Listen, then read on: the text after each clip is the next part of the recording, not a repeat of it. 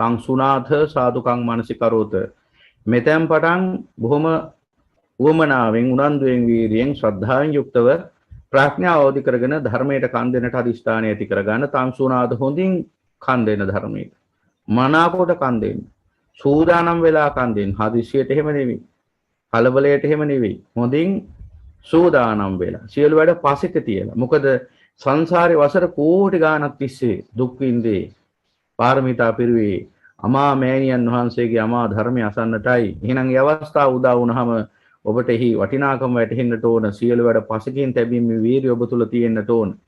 ඒ සියලු වැඩ පසකින් තියලා ශ්‍රී සද්ධර්මයට කන් දෙන්නට බැරි කමමයි අවිජ්ජාව කියලා කියන්නේ. එහෙනම් ඒ අවිජ්ජාව බහා තබන්න අවිජ්ජාවමයි බාධා කරන්නේ. තෘෂ්ණාව දුරු කිරීමේදී තෘෂ්ණාවමයි බාධා කරන්නේ. ඒ නිසා මේ අවිජ්ජා තෘෂ්ණා පහ කිරීමේදී අවිජ්ජා තෘෂ්ණා මතුවෙලවිල්ලා ඒ කටයුත්ත කඩාකප්පල් කරන්න උත්සාහ ගන්නවා. එතකොට තමයි අපි බුදුබණ පැත්තකින් තියලා ආයි නැවත මේ ලෝකයේ සංචාරය කරන්න පටන් ගන්නෙ ගතින් සහ සිතින්. ඒ නිසා ඒ කටයුත්ත අත්හැරලා බණහඬ වීරයක් ඔබ තුළ තියෙන්න ඕන. ඒ වීරියම තමයි ඔබ පරිනිර්වාණය කරා රැගෙන යන්නේ. නිසා ඒ උතුම් අදිෂ්ඨානයේ වීරිය ඇති කරගෙන අද දවසේදීත් මේ උතුම් ධර්මයට හොඳින් කන් දෙනවා කියන අදිෂ්ඨානයේ ප්‍රාර්ථනාව දරාගෙන කවුරුත් පන්සිල් සමාදන් වෙලා අති උත්තරීතර ත්‍රිවිධ රත්නයේ ගුණය සිහිපත් කරලා ධර්මයට කන් දෙන්නට අදිෂ්ඨානය ඇති කරගෙන හඬ නගලා සාදුකාරයක් පවත්වමු. හොඳයි. එහෙමනම් තිසරණයේ සහිත පන්සිල් සමාදන් වෙන්නට කවුරුත් තුන් වතාවක් নমස්කාරය කියමු. නමෝ සම්මා සම්බුද්දස්සේ නමෝ තස්සේ සම්මා සම්බුද්දස්සේ නමෝ තස්සේ සම්මා සම්බුද්දස්සේ බුද්ධං සරණං ගච්ඡාමි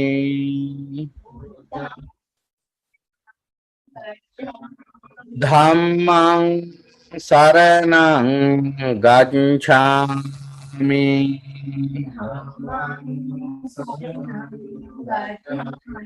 සංඝං සරණං ගච්ඡාමි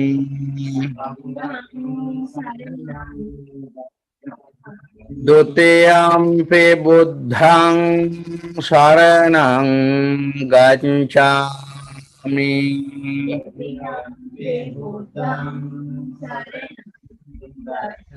ဒုတိယံ පි ධම්මං සරණං ගච්ඡාමි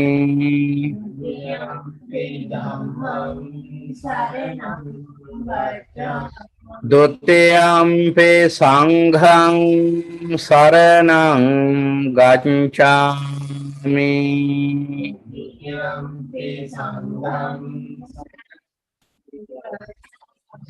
တတိယံ පි බුද්ධං සරණං ගච්ඡාමි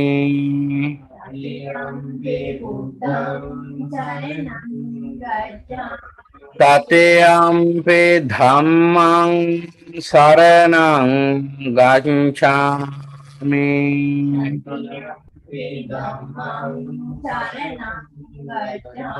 တတိယံ පි සංඝං සරණං ගච්ඡාමි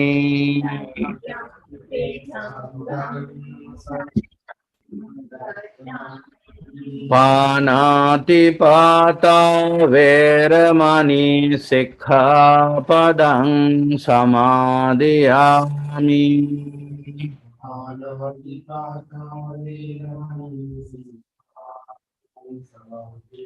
අදින්නාදාන වේරමණී සික්ඛාපදං සමාදියාමි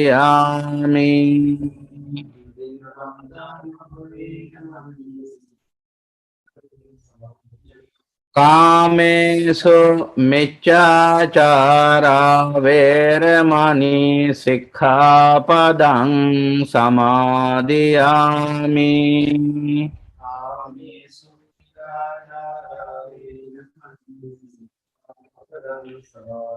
मुसावादा वेरमणि सिक्खापदं समादियामि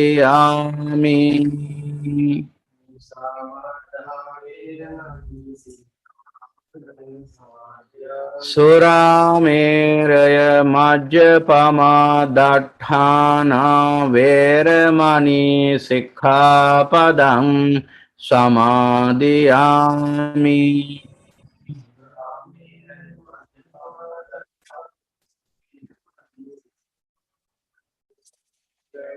साधु साधु साधु ඒ අනන්තෝ බුදුගුණ ධම්ගුණ සංඝගුණ සිහිපත් කරගෙන කවුරුත් උතුම් වූ කුසල සමාධිය වර්ධනය කර ගැනීමේ අදිෂ්ඨානයත් ඇති කරගෙන අති උත්තරීතර වූ ත්‍රිවිධ රත්නයට සිද්ධ කරන්නා උතුම් වූ වන්දනාවක් වශයෙන් එකට සජ්ජායනා කරමින් මේ උතුම් තෙරුවන් නමස්කාරය සිද්ධ කරමු साधु साधु साधु ये ब्राह्मणा वेद गोसाम्बधं मे ते मे नमो ते च मां पालयन्तु नामाथो बुद्धानं नामाथो बोधिया नामो विमोक्तानां नामो विमोक्तया इतिपि सो भगवा अरहं सम्मा सम्बुद्धो विඤ्ඤाचरण सम्पन्नो सुगतो लोकविदो आनन्दरो पुरिसधम्मसारथे सत्तादेव मनुष्याणां बुद्धो भगवते स्वाखातो भगवता धम्म सांदेथिको अकालिको हे पासे को पनायको पंचातं वेदितम्बो विඤ्ඤोहिते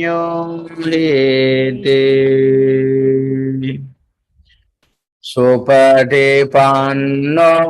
भगवतो सावक संघो ओजोपटिपन्नो भगवतो सावक संघो न्यायपटिपन्नो भगवतो सावक संघो सामीचिपटिपन्नो भगवतो सावक संघो यदिदं चत्तारि पुरुषयोगानि अर्थपुरुषपुङ्गला एष भगवतो स्वावक संघो आहुनेयं पाहुनेयं दाक्षिणेयं अंजलिकरणीयो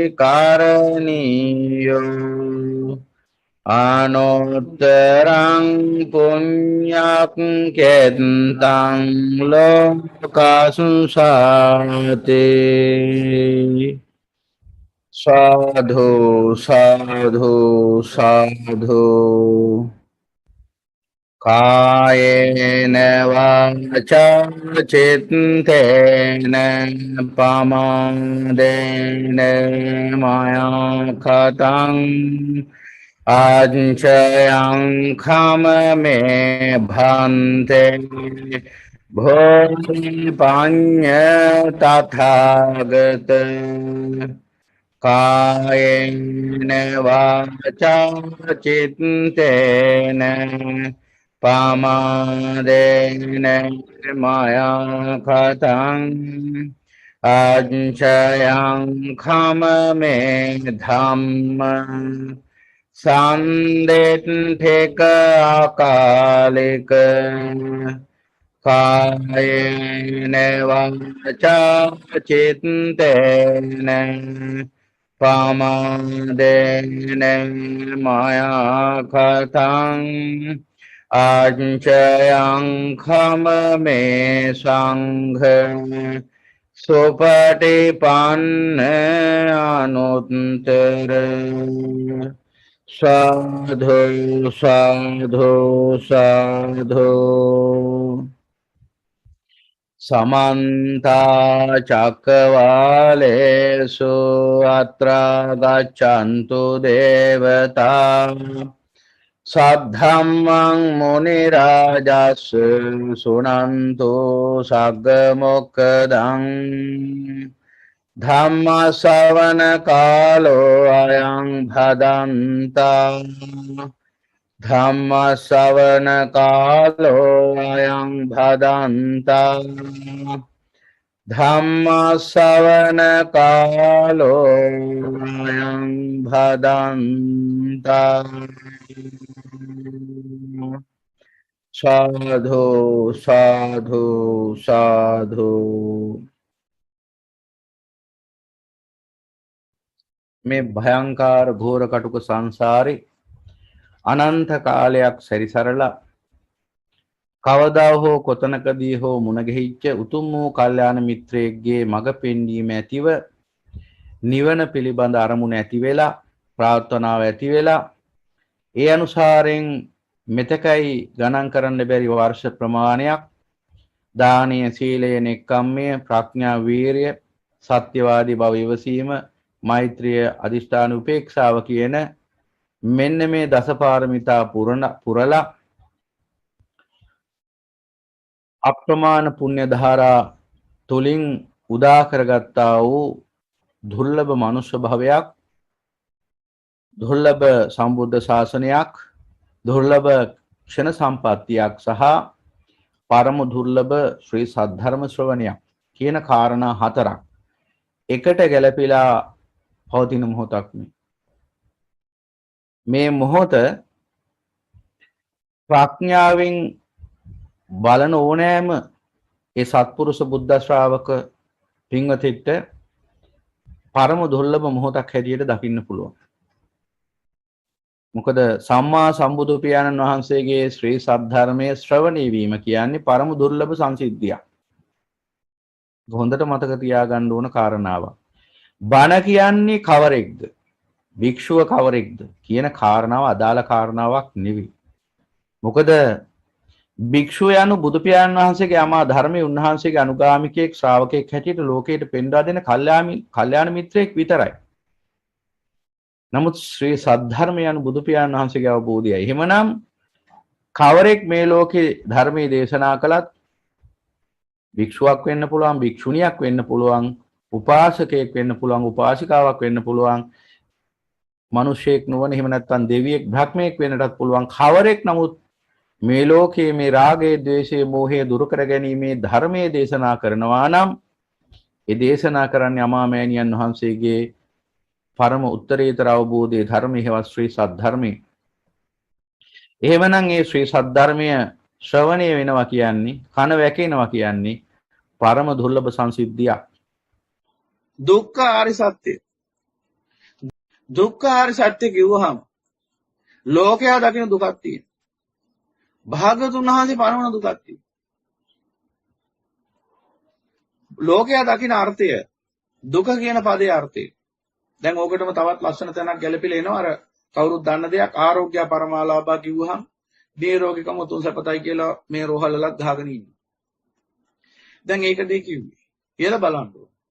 දුක්ඛාර සත්‍ය කිව්වහම මේ දුක්ඛ කියන පදයේ ඇතුළත් වන අර්ථය මේ ලෝකයා හිතන අර්ථය නෙවෙයි. දැන් ලෝකයා දකින අර්ථයක් තියෙනවා. දුක්ඛ කියන අර්ථය. දැන් අර ගින්දර කිව්වහම ලිපේ ගින්දර. නැත්තම් සම්මුතික වශයෙන් අපි පදාර්ථමය ගින්දර ගන්නවා. ඒ වගේ දුක්ඛ කිව්වහම මේ ලෝකයා දකින අර්ථයක් තියෙනවා දුක කිව්වහම. විඳින දුක. හැමෝම දුක් විඳිනවා. ඉපදිච්ච දවසේ ඉඳලම දුක් විඳිනවා. අනන්ත දුක් විඳිනවා. දුක ගැන කිව්වොත් සමහරු කියනවා අපිට නම් ඉතින් ඔය ගැන කියලා තේරුම් ගන්න මොකද ඒ තරම් අපි දුක් විඳලා තියෙනවා. හැම විදිහටම දුක් විඳලා තියෙනවා. ජීවිතේ පුරාම දුක විතරයි විඳලා තියෙන්නේ සැපක් කියලා නාමයක් නැහැ කියලා සමහරු කියනවා. ඉතින් ඒ දුක පිළිබඳ විශේෂක් කියෝනේ. දුක පිළිබඳ උන්ට කොච්චර අවබෝධයක් තියෙනවද? ඒ දුක්ඛ ආර්ය සත්‍යය. අන්න දැනගන්න ඕනේ ඒක හොඳට. එහෙනම් දුක්ඛ ආර්ය සත්‍ය කියන්නේ මොකක්ද? දුක්ඛ ආර්ය සත්‍ය කියන්නේ උතුම් වූ භාගතුන් වහන්සේ පනවන්නා වූ අර්ථය ලෝකාර්ථයෙන් විග්‍රහ කරන්න ගිය දවසට චතුරාර්ය සත්‍ය සංගවිලා යනවා. බුදු පියාණන් වහන්සේ දේශනා කරන්නේ මොකක්ද? අපි තේරුම් ගත්තේ මොකක්ද? දුක්ඛ කියන්නේ කුමක්ද? යම්පරේ සුඛතෝ ආහෝ තදරියාහෝ දුක්ඛතෝ යම්පරේ දුක්ඛතෝ ආහෝ තදරියා සුඛතෝ විදු. මහාන ලෝකයා යමකට දුකයි කියයිද සැපයි කියයිද යම්පරේ සුඛතෝ ආහෝ තදරියාහෝ දුක්ඛතෝ මහාන යමකට ලෝකයා සැපයි කියයිද ඒ දෙයටයි බුදු පියාණන් වහන්සේ ඇතුළු ආර්ය උත්තමයෝ දුක කියන්නේ. යම්පරේ දුක්ඛතෝ ආහෝ තදරියා සුඛතෝ විදු. මහාන යමකට ලෝකයා දුකයි කියයිද ඒ දෙයටයි බුදු පියාණන් වහන්සේ ප්‍රමුඛ ආර්ය උත්තමයෝ සැප කියන්නේ. එහෙනම් මෙතන පැහැදිලිවම තියෙනවා චින්තනයේ පරස්පරතාව. අර්ථයේ පරස්පරතාව. එහෙනම් බුදු පියාණන් වහන්සේ දුක කියන්නේ ලෝකයා ඔය සැපයි කියන එක. යම්පරේ සුඛතෝ ආහෝ තදරියාහෝ දුක්ඛතෝ. ලෝකයා යමකට සැපයි කියන්නේ ඒ දෙකයි බුදු පියාණන් වහන්සේ දුක කියන්නේ. ද්වතානුපස්සන සූත්‍රය. අරන් බලන්න පුළුවන් කෙනෙක්. එහෙනම් ලෝකයා සැපයි කියන දෙයට බුදු පියාණන් වහන්සේ දුක කියන්නේ. ලෝකයා දුකයි කියන දෙයට බුදු පියාණන් වහන්සේ සැප කියන්නේ. එහෙමනම් මුලින් දැනගන්න ඕනේ. එහෙනම් අන්න මෙන්න ධර්මයේ විකෘති කරපු තැන. ඔන්න ධර්මයේ විකෘති කරපු තැන. ඔන්න ඔතනින් ධර්මයේ විකෘති වෙන. ඔන්න ඔතනින් නිවන් මඟ වෙයි. ඔන්න නිවන් මඟ වහන තැන. තව තැනක් තියෙනවා. ඒකත් පස්සේ පැහැදිලි කරන්න. මෙන්න ප්‍රධාන වශයෙන් නිවන් මඟ වෙහිච්ච තැන. ඇයි? චතුරාර්ය සත්‍ය අවබෝධයක් නොමැති තැන. කෙසේද නිවන් මඟට පැමිණෙන්නේ? කෙසේද අවිජ්ජාව දුරු වෙන්නේ? ලෝකයේ අර්ථය දැක්කට නිවන් දකින්න බෑ. ලෝකෝත්තර අර්ථය දැක්කම නිවන් දකින්න. එහෙමනම් අන්න බුදු පියාණන් වහන්සේ ලෝකයා යමකට සැපයි කියද්දී බුදු පියාණන් වහන්සේ ඒ දෙයට දුක කියනවා. ලෝකයා කාමයට සැප කියනවා. බුදු පියාණන් වහන්සේ කාමයට දුක කියනවා. දුක්ඛෝති භික්ඛවේ කාමානමේතං අදි වචන මාන දුක කියන්නේ කාමයට නම. අන්න බුදු පියාණන් වහන්සේ පනවන දුක. එහෙනම් ලෝකයා කාමෙන් නිදහස් වීමට එහෙම නැත්නම් කාමෙන් වෙන්වීමට නෙක්ඛම්මයට දුක කියනවා. බුදු පියාණන් වහන්සේ නෙක්ඛම්මයට සැප කියනවා. එහෙනම් අන්න කාමාදී වචන කියලා සූත්‍රයක් තියෙන සංයුක්ත නිකාය. මෙන්න මේකේ තියෙන මොකක්ද? දුක්ඛෝති භික්ඛවේ කාමානමේතං අදි වචන. මහාන දුක කියන්නේ කාමයට නම. භායන්ති භික්ඛවේ කාමානමේතං අදි වචන. මහාන භය කියන්නේ කාමයට නම. රෝගෝති භික්ඛවේ කාමානමේතං අදි වචන. මහාන රෝගය කියන්නේ කාමයට නම. එහෙනම් ආසවයානම් පරික්ඛානම් ආරෝග්‍ය පටිජානමාන. ආශ්‍රව ක්ෂය වී යාමටයි. එහෙම නැත්නම් මේ චිත්තසංතානයේ පවතින මේ කාමයේ පිළිබඳ ආසාවන් බලාපොරොත්තු ක්ෂය වී යාමටයි. ආරෝග්‍ය කියන්නේ තව සුද්ධ සිංහලෙන් කිව්වොත් නෙක්ඛම්මයට. එහෙනම් රෝගය කියන්නේ කාමය. රෝගින් වෙන්වීම කියන්නේ නෙක්ඛම්මය. රෝගය කියන්නේ කාමය. කාමෙන් වෙන්වීම නෙක්ඛම්මය තමයි ආරෝග්‍ය කියන්නේ. එහෙනම් ආරෝග්‍ය පරමාලාභා කිව්වේ නෙක්ඛම්මේ පරමලාභයයි. නෙක්ඛම්මේ කියන්නේ නිවනට. කාමෙන් නික්මුනහම කියන එතන නිවන.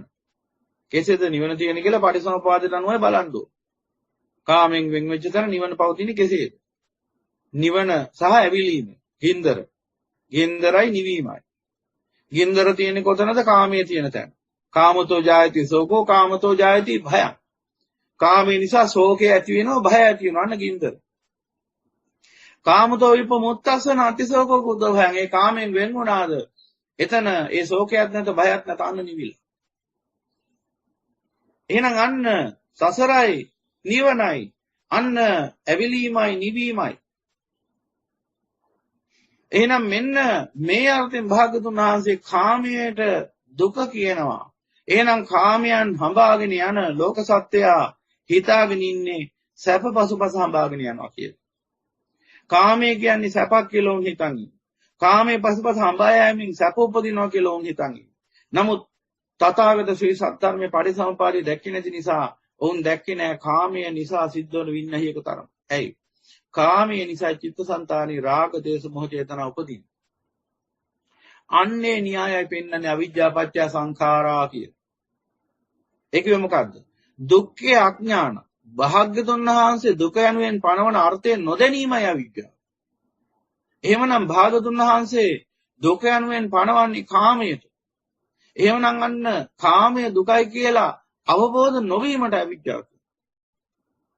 එහෙමනම් අන්නේ අනවබෝධයයි කෙනෙක්ගේ හිතේ රාග දේශ මොහ චේතනා උපද්දන්නේ. ඒකට තමයි කියන්නේ අවිජ්ජා පත්‍ය සංඛාරා කියලා. ඊට පස්සේ මොකද වෙන්නේ? එතනින් එහාට සංඛාර පත්‍ය විඥානං යන ආදි වශයෙන් විඥාන පත්‍ය නාම රූපං යන ආදි වශයෙන් ඊට පස්සේ එකින් එකට ප්‍රත්‍ය වේලා පරිසම්පාද ධර්මතා හට ගන්න. හටගෙන කර්ම භවය සකස් වෙනවා. උපාදාන පත්‍ය භවෝ කියලා. ඊට පස්සේ මොකද වෙන්නේ? එහෙම ඉන්නකොට මැරෙනවා. පණ ටික යනවා. දැන් මොකද වෙන්නේ? අර කර්ම භවෙන් උප්පත්ති භවය හදනවා. අත්ති කාම භව අත්ති උප්පත්ති භවෝ. එතකොට මොකද වෙන්නේ? භවපත්‍ය ජාති කියලා නැවත ජාතිය සකස් වෙනවා. ජාතිපත්‍ය ජරා මරණං ශෝක පරිදේව දුක්ඛ දමන සුපායස සම්භවಂತಿ ඒව මේ තස්ස කේවලස දුක්ඛ කන්ද සමුදය හෝති කියලා නැවත දුක්ඛ ස්කන්ධය පහළ වෙනවා. එතකොට මෙන්න මේ කාමය දුකක් කියලා අවබෝධ වුණොත් යමෙක්ට අන්නේ සියලු දෙනාට පුළුවන්කම ලැබෙනවා චිත්තසංතානයේ පවතින රාග දේශ මොහ නිරුද්ධ කරගන්න. නිරුද්ධ කරගන්න දෙයක් නැහැ. ඇත්තටම ඒ අවබෝධය තුලින්ම නිරුද්ධ වෙලා යනවා. එහෙමනම් අන්නේ අවබෝධයටපත් වෙන්න නම් දිගින් දිගට කල්යාණ මිත්‍රයෙක්ගෙන් බණ අහන්න ඕන. අන්නේ බණ අහගෙන ඉන්නකොට නිවැරදි ප්‍රකෘති ධර්මය ඇහෙන්නත් ඕන. බුදු පියාණන් වහන්සේ පනවපු අර්ථයන් නියමාකාර වශයෙන් මතුවෙලා ඉන්නත් ඕන. එහෙනම් බුදු පියාණන් වහන්සේ දුක්ඛාර සත්‍යයෙන් පනවන්නේ කුමක්ද කියලා නිවැරදිව දේශනා වෙන්න ඕන. බුදු පියාණන් වහන්සේ දුක්ඛාර සත්‍යයෙන් පනවන්නේ ආර්යයන් පමණක් දුක යනුවෙන් දකින්නා වූ සත්‍යය. අනර දතානුපස්සනා සූත්‍රයෙන් මේක පැහැදිලි වෙනවනේ දැන් හොඳටම. ඒ කියන්නේ බාන අහන පිරිසක් ඉන්නවා නොහන පිරිසක් ඉන්නවා. ආහන පිරිස ආර්ය නොහන පිරිස අනාර්ය. එහෙනම් ආර්යයන් දකින්න සත්‍යයක් තියෙනවා දුක් යන්නේ. ඒක අනාර්යව දකින්නේ නැහැ. ඒ කියන්නේ බාන අහපු නැති අය ඒක දන්නේ නැහැ. එහෙනම් බාන අහපු බුද්ධ ශ්‍රාවකයෝ විතරක් දුක යනුවෙන් අවබෝධ කරන්නා වූ සත්‍යයක් තියෙනවා. ඒ තමයි කාමය. අන්න ඒකට කියන දුක්ඛාරය සත්‍ය කියලා. දුක්ඛෝති භික්ඛවේ කාමානමේතං আদি වචන. එහෙමනම් ඒ කාමයට දුක කියන්නේ ඇයි කියලා පටිච්ච සමුප්පන්නව ඒ න්‍යාය ධර්මයට අනුකූලව ප්‍රඥාවෙන් දැක්ක දවසට දුක්ඛාර සත්‍ය අවබෝධ වෙනවා. කෙසේද අවබෝධ වෙන්නේ? ප්‍රත්‍යක්ෂයක් වෙනවා.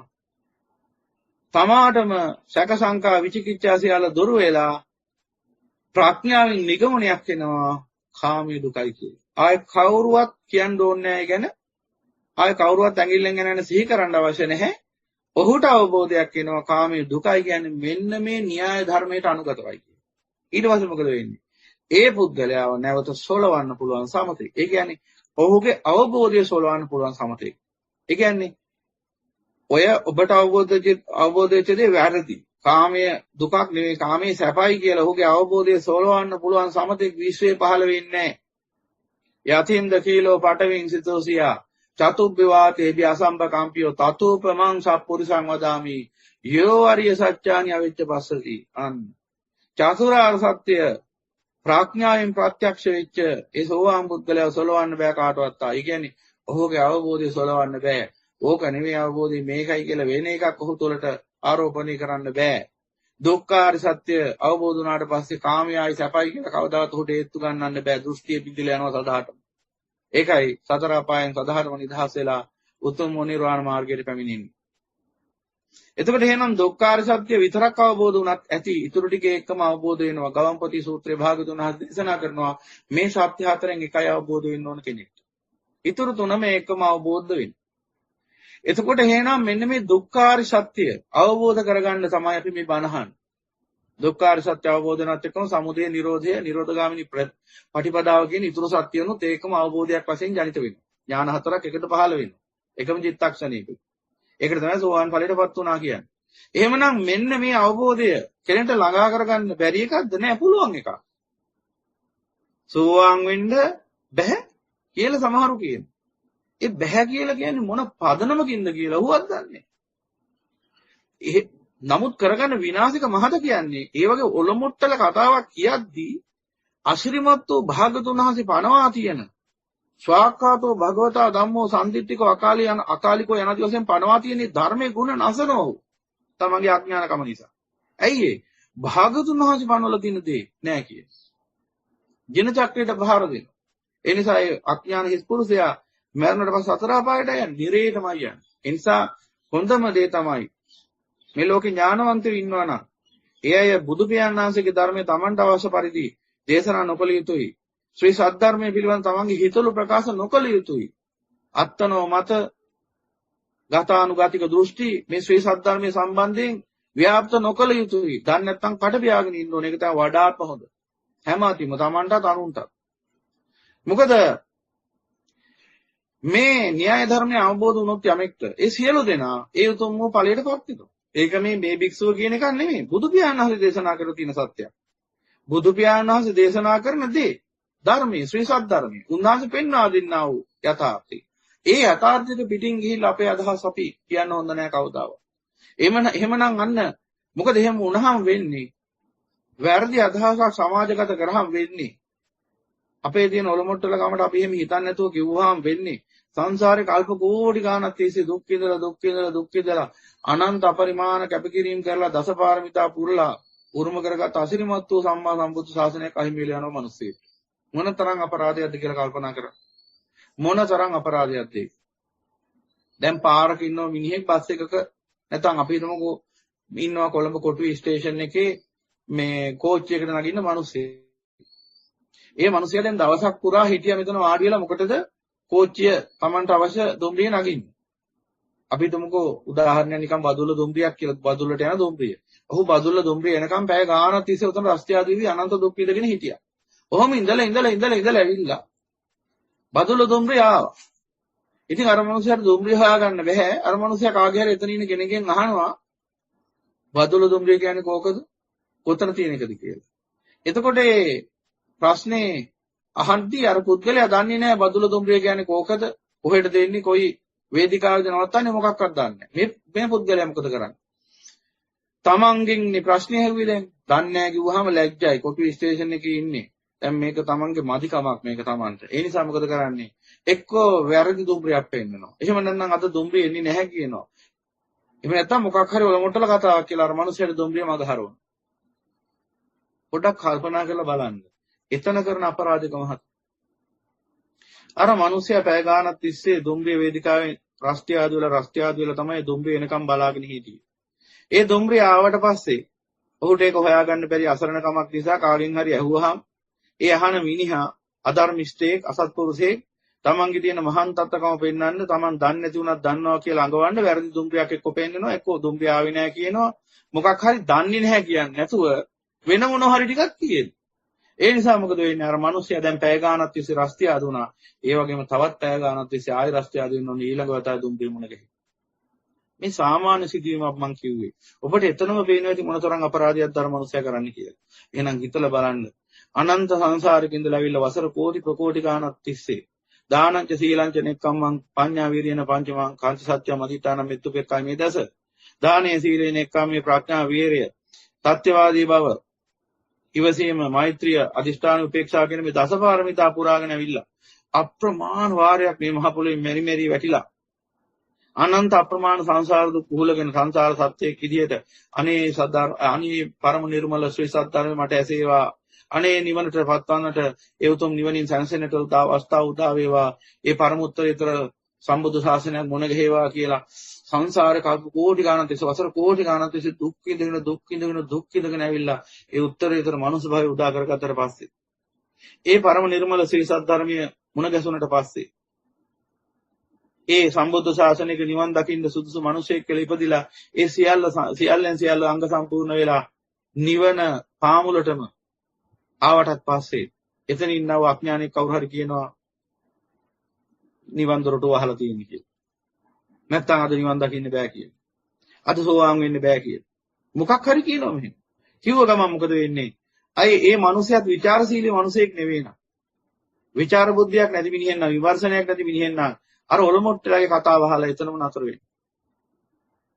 ආයි සංසාරේ වසර කෝටි ගණන් තිස්සේ අර විදිහටම ආයි දුක් විඳින්න ඕන ඊළඟ සම්බුද්ධ ශාසනය මොන ගෙහෙ. කවදා ඒක වේද කියලා කවුද දන්නේ? එතකොට ඒ අඥාන හිස් පුරුෂයාගේ වචනය නිසා අර මිනිසයා කොච්චර කාලයක් තව සංසාරේ දුක් විඳිනවද? මෙතෙක් කොච්චර දුක් විඳලාද?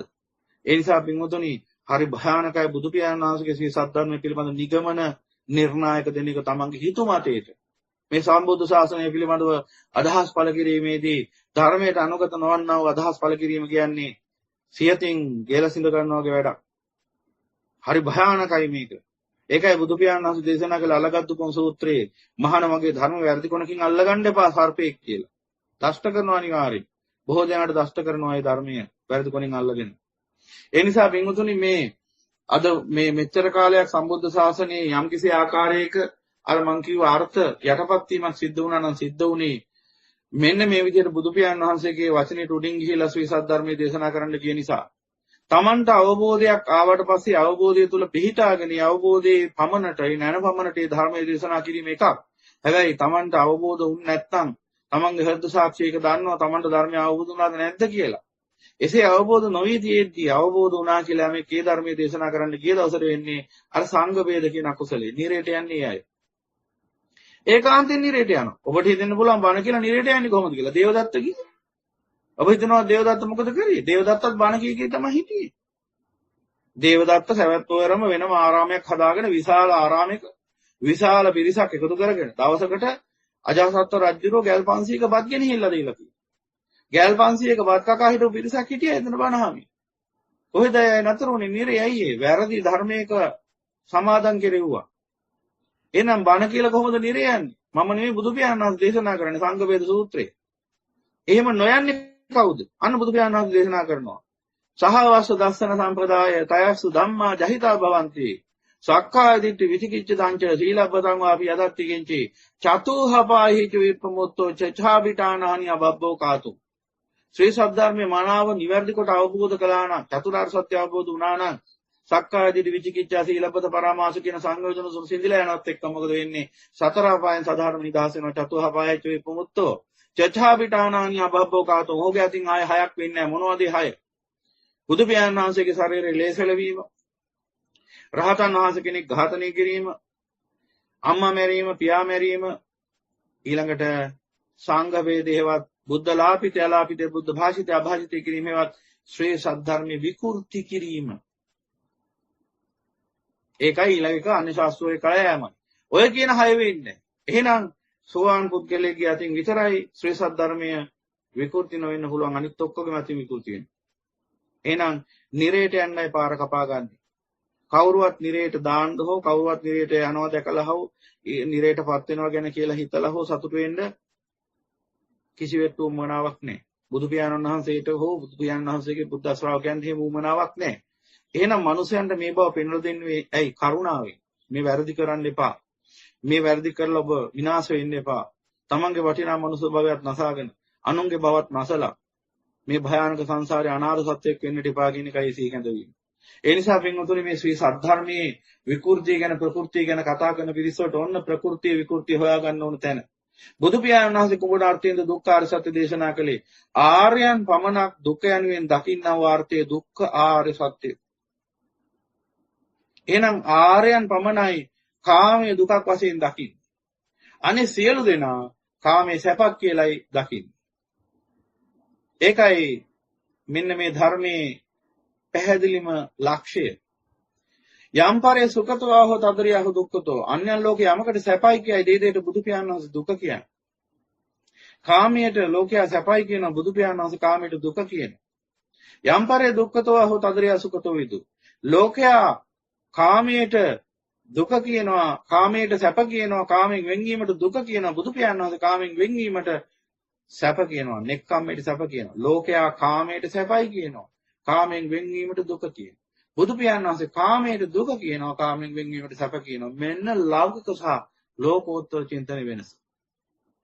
ওই චින්තන දෙකේ තමයි ලෝකයයි ඉන්නේ. එක චින්තනයක ඉන්නවා ලෝකේ යන පිරිස. අනිත් චින්තනයේ ඉන්නවා ආර්ය උත්තමයෝ. ওই දෙක විතරයි තියෙන්නේ. ওই දෙකට වෙනස් එකක් නැහැ තව. එතකොට එහෙනම් කාමයේ සැපයි, කාමයෙන් වෙන්වීම දුකයි කියන චින්තනයේ ඉන්න තාක්කල් ඔහුගේ හිතේ රාග දේශ මොහ උපදිනවා. ප්‍රඥාවට ගෝචර ධර්මයක්. න්‍යායක්. එහෙනම් ඒ හිතේ මොහොතක් පාසා රාග චේතනාව උපදිනවා, දේශ චේතනාව උපදිනවා, මොහ චේතනාව උපදිනවා. චේතනාම් බෙක්කේ කම්මං වදාමි. එයින් කර්මයේ සමුදය වෙන රැස් වෙනවා. එහෙනම් කාමයේ සැපයි, කාමයෙන් වෙන්වීම දුකයි කියන චින්තනයේ ඉන්න කෙනා සංසාරේ යනවා. දුක් විඳ විඳ මේ 31 තලයේ සැරිසරන. එහෙනම් ලෝකෝත්තර චින්තනය මොකක්ද? කාමයේ දුකයි, කාමයෙන් වෙන්වීම සැපයි. කාමයේ දුකයි, කාමයෙන් වෙන්වීම සැපයි කියලා නිකම්ම අදහනව නෙවෙයි. න්‍යායාත්මකව අවබෝධ කරගන්න පටිසමුපාදයට අනුව කොහොමද කාමය සැපයි කියලා හිතන තාක්කල් රාග දේශ මොහ උපදිනවා. කාමයේ දුකයි කියලා ප්‍රඥාවෙන් කාමයේ ආදීනව ආස්වාද ආදීනව නොවනි මෙනෙහි කරද්දී රාග දේශ මොහ නිරුද්ධ වෙනවා. රාග දේශ මොහ චේතනා සංකාර නිරුද්ධ වෙනවා. සංකාරණ නිරෝධේන නැති දුක්ඛ සම්භව. සංකාර නිරුද්ධ වෙච්ච තැනක දුකක් නැහැ. එහෙමනම් අන්නේ න්‍යාය ධර්මයේ දැක්කට පස්සේ මොකද වෙන්නේ? එයා ඒ ලෝකෝත්තර චින්තනය තුළ සදාතනික වශයෙන්ම බැස ගන්නවා. ඒ ලෝකෝත්තර චින්තනයට පත්වීමේ පළවෙනි ලක්ෂ්‍යය තමයි සෝවාන් ඵලය කියලා කියන්නේ. එහෙනම් එයින් පස්සේ මොකද වෙන්නේ? කාමයේ දුකයි, කාමයෙන් වෙන්වීම සැපයි කියන ඒ උතුම් ලෝකෝත්තර චින්තනයටපත් වුණාට පස්සේ ඔහුගේ චිත්තසංතානයේ උපදින රාග දේශ මොහ චේතනා ක්‍රමානුකූලව නිවිල යනවා. අන්න ගින්දර නිවිල යනවා. එහෙනම් මෙතන තියෙන ගින්දර සහ නිවීම. ගින්දර පවතින කුමක් ඇති කල්ලි දන්න ඉතිමස්මින් සතිදං හෝති මසුපාදං උප්පජ්ජති. කාමයේ සැපයි කියා සිතන කල්ලි සංඛාර උපදී දුක සමුදය වේ. ඉතිමස්මින් අසුතිදං නොහෝති මස නිරෝධයම නිරුද්ධති. කාමයේ දුකක් වශයෙන් නුවණින් දකින කල්ලි, කාමයේ දුක වශයෙන් නුවණින් දකින කල්ලි සංඛාර රැස් නොවේ, දුක සමුදය නොවේ, දුක නිරෝධ වේ. අන්න දුක නිරුද්ධ වෙනවා. යම් කිංච සමුදය ධම්මං සබ්බන්ත නිරෝධ ධම්මන්ති. යම් කිසි ධර්මයක් සමුදය වෙන යම් හේතුවකින් නම් ඒ හේතුව ඉවත් කළ සැනින් ඒ සියලු ධර්මතා නිරුද්ධ වෙනවා. ඒක තමයි න්‍යායය. එහෙමනම් කාමයේ සැපයි කියලා හිතන තාක්කල් සංසාරේ සමුදය වෙනවා, සකස් වෙනවා, අට ගන්නවා. කාමයේ දුකක් කියලා අවබෝධ කරගෙන ඊට අනුකූලව යොමුසෝ මානසිකාරයෙන් කාමයේ ආදීනෝ නොවනින් ඉවසනකොට රාග දේශ මොහ චේතනා නිරුද්ධ වෙනවා, සංකාර නිරුද්ධ වෙනවා, අන්න සසර අවසන් වෙනවා, නිවනටපත් වෙනවා. එහෙනම් නිවන යනු සිතේ සැනසීම නිවීම නම්, නිවන යනු රාග දේශ මොහ නිවියම නම්, නිවන යනු රාග දේශ මොහ හට නොගැනීම නම්, නිරුද්ධ වීම නම්, නූපදීම නම්, ඒකට කරන්න තියෙන්නේ කාමී ආස්වාදයේ ආදීනෝ නුවණින් දකින්න එකයි. එහෙමනම් කාමී ආස්වාදයේ ආදීනෝ නුවණින් දකින්න පටන් ගන්න කවුද? සෝවාන් පුද්ගලයා. සෝවාන් පුද්ගලයා තත්ත්වෙට එන්නේ කොහොමද? මේ චින්තනයටපත් වෙන්නේ කොහොමද? උතුම් චතුරාර්ය සත්‍ය අවබෝධ කරගන්න. උතුම් චතුරාර්ය සත්‍ය අවබෝධ කර ගැනීමේදී දුක්ඛ ආර්ය සත්‍ය anu කොහොමද? ආර්යයන් පමණක්, ආර්ය උත්තමයෝ පමණක්, බුදු පියාණන් වහන්සේ ඇතුළේ සියලුම ආර්ය උත්තමයෝ දුක යනුවෙන් පනවන අර්ථය නුවණින් ප්‍රත්‍යක්ෂයෙන් අවබෝධ කර ගැනීම, ප්‍රඥාවෙන් අවබෝධ කර ගැනීම, ප්‍රඥාවෙන් ස්පර්ශ කිරීම. යදා පඤ්ඤාය පස්සති, යන්නේ දාට මොකද වෙන්නේ? නියත නිගමනයක් එනවා. ඒ කියන්නේ ආය කාටවත් වෙනස් කරන්න බැහැ නිගමනය. අන්නේ தත්ත්වයට ආවනම් ඔබ මේ විශ්වයේ මහා භාග්‍යවන්තයෙක්. මොකද ඒකට හේතුව ඔබව වෙනස් කරන්න බෑ, අපපතිවත්යන් ආපස්සට හරවන්න බෑ කිසි කෙනෙක්ට. එහෙනම් ඔබ ඉන්නේ නිවන් මාර්ග. එවනම් සියලු පින්වතුන්, මිනිස්සු විතරක් නෙවෙයි, දෙවියෝ විතරක් නෙවෙයි, බ්‍රහ්මයා ඇතුළු මේ විශ්වයේ යම්තාක් ඉන්නවනම් ඥානවන්ත සත්වයෝ, ඒ සියලු දෙනාට නිවන් දකින්න තියෙන්නේ ඔය මාර්ගය විතරයි. දෙකක් නෙවෙයි. එහෙනම් අවබෝධ කරගන්න තියෙන්නේ මෙන්න මේ හේතුඵල න්‍යාය ධර්මය. මේ හේතුඵල න්‍යාය ධර්මය අවබෝධ වූ සැනින් සියලු දෙනා සෝවාන් ඵලෙ පිහිටනවා. ඒ සෝවාන් ඵලෙ පිහිටනවා කියලා කියන්නේ අමුත්තක් නෙවෙයි. ඒ කියන්නේ අමුත්තක් කියලා අදහස් කරන්නේ මේ ලෝකේ මිනිස් හිතන විදිහ මහා අමුතු දෙයක් කියලා ඒ මනුස්සයා නිකන් ආකාශයෙන් යන එහෙම කෙනෙක් වෙනව නෙවෙයි. හොයාගන්නත් බෑ ඒක කෙනෙක්ට. එයාගේ චිත්ත සංතානයේ සිද්ධ වෙන වෙනසක් ඒක. සියුම් වෙනසක්. ඒ වෙනස සියුම් වුණාට ඒ වෙනස තුළ ඔහුගේ ජීවන චර්යාව සම්පූර්ණයෙන් වෙනස් වෙලා යනවා.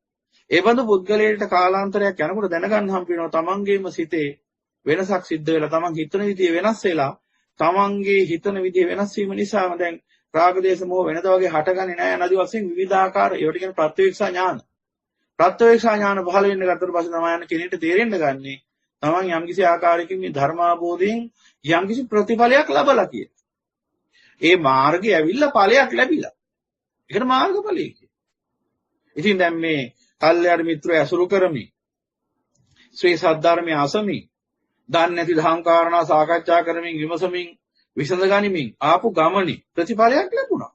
ඒකට කියනවා මාර්ගඵලය. ආපු පාර නිෂ්ඵල පාරක් නෙමෙයි. ප්‍රයෝජනවත් පාරක්. ඉතින් ඒකෙන් ඇවිල්ලා ඵලයක් ලැබුණා. ඉතින් ඒකට කියනවා මාර්ගඵලය කියලා. එහෙනම් මෙච්චර කාලයක් ගිහිලා තියෙන වැඩකට ඇති පාරක නෙමෙයි. මෙච්චර කාලයක් ගිහිලා තියෙන්නේ යන්නේ කොහෙද දන්නේ නැති පාරක. යන්නේ කොහෙද මල්ලේ පොල් කිව්වා වගේ කොහෙද ගියේ කියලා Taman දන්නෙත් නැහැ. ඒ බඳු පාරක ගිහිලා ඵලයක් ලැබුණේ අසාරේ සාරමතියෙන්. අසාර මාර්ගයක ගියා සාරයක් ලැබෙයි කියලා හිතා. ඉතින් අසාර මාර්ගයක යන මිනිහට කොහොමද සාරයක් ලැබෙන්නේ? මේරිංගෝ පස්සේ යන මිනිහට කොහොමද ජලය ලැබෙන්නේ? මේරිංගෝ පස්සේ යන මොහාගේ කොහොමද විපාසංශ දෙන්නේ?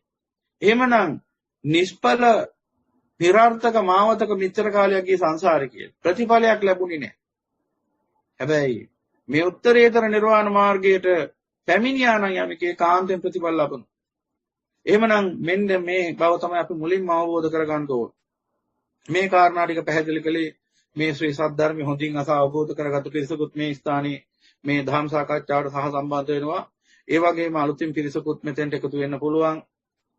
ඉතින් මේ හැමෝගෙම පොදු අවබෝධයේ පිරිස මේ චතුරාර්ය සත්‍ය පිළිබඳ යම්කිසි ඇත්තටම කියනවා සංක්ෂිප්ත දේශනාවක් තමයි මම මේ කාමයේ කිව්වහම අපිට මේ වැරදි අදහසක් ඇති වෙනවා. කාමයේ කිව්ව ගමන් බොහෝ දෙනෙක් හිතනවා මේ කාමයේ කිව්ව ගමන් මේ ස්ත්‍රීන් පුරුෂයන් අතර තියෙන සහසම්බන්ධය තමයි කාමයේ කියන්නේ. එතකොට හිතනවා පොඩි ළමයින්ට කාමයේ නෑ, ලොකු අයට විතරයි තියෙන්නේ, තරුණයන්ට විතරයි තියෙන්නේ, වයසට ගිය මහල්ලන්ටත් නෑ. අනාදි වශයෙන් විවිධාකාර වැරදි නිගමනයන්ට දෘෂ්ටීන්ටත්පත් වෙනවා. කාමයේ කිව්ව ගමන් අපි දන්නේ ඉතාම පටු අර්ථයකින්. සංකප්ප රාගෝ පරිසස්ස කාමෝ.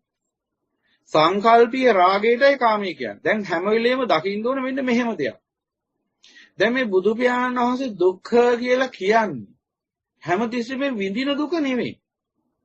ප්‍රඥාවට ගෝචරන අර්ථයකටයි දුක්ඛ කියන්නේ මෙතන. එහෙම නැතුව විඳින දුක නෙමෙයි.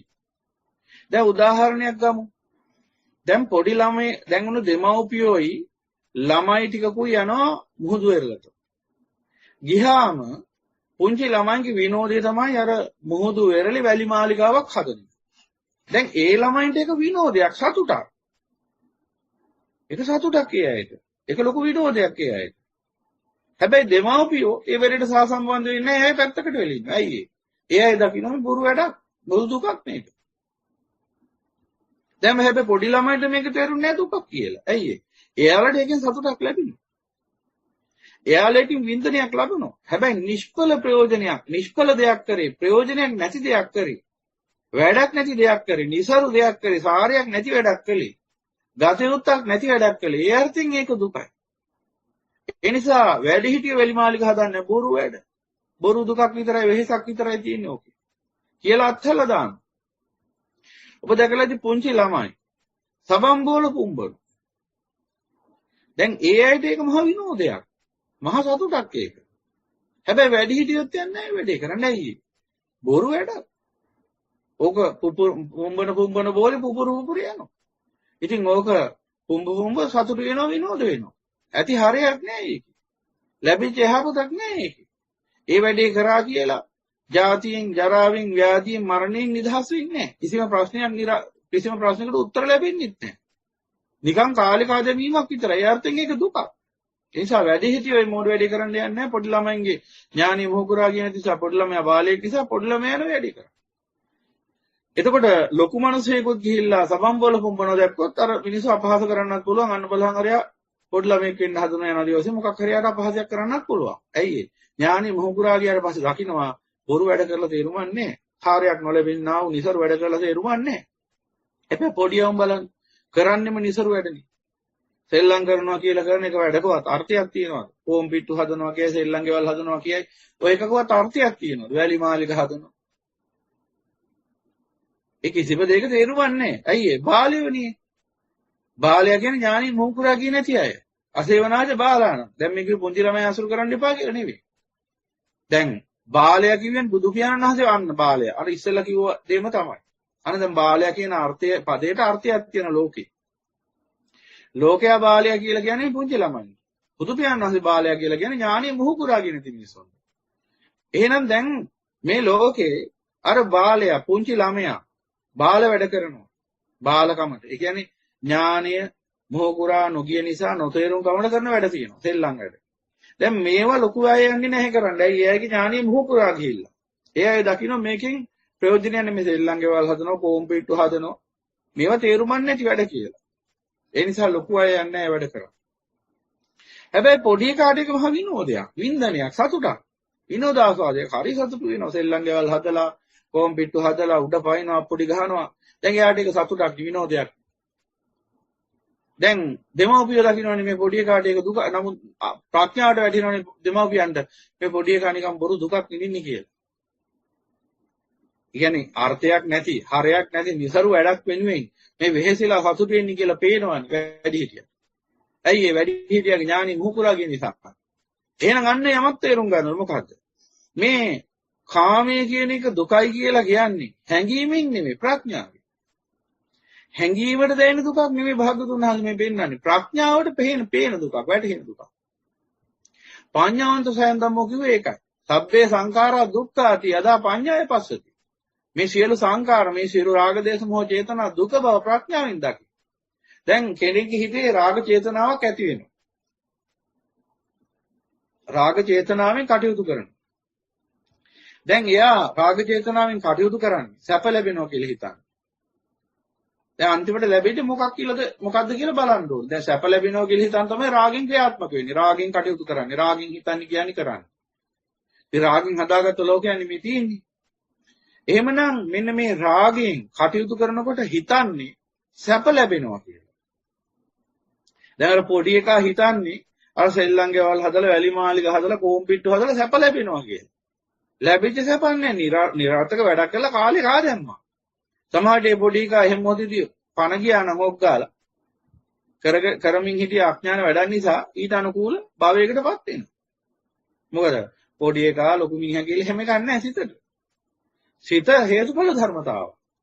හිත හේතුඵල දෙනකතුරු හිත ක්‍රියාත්මකයි.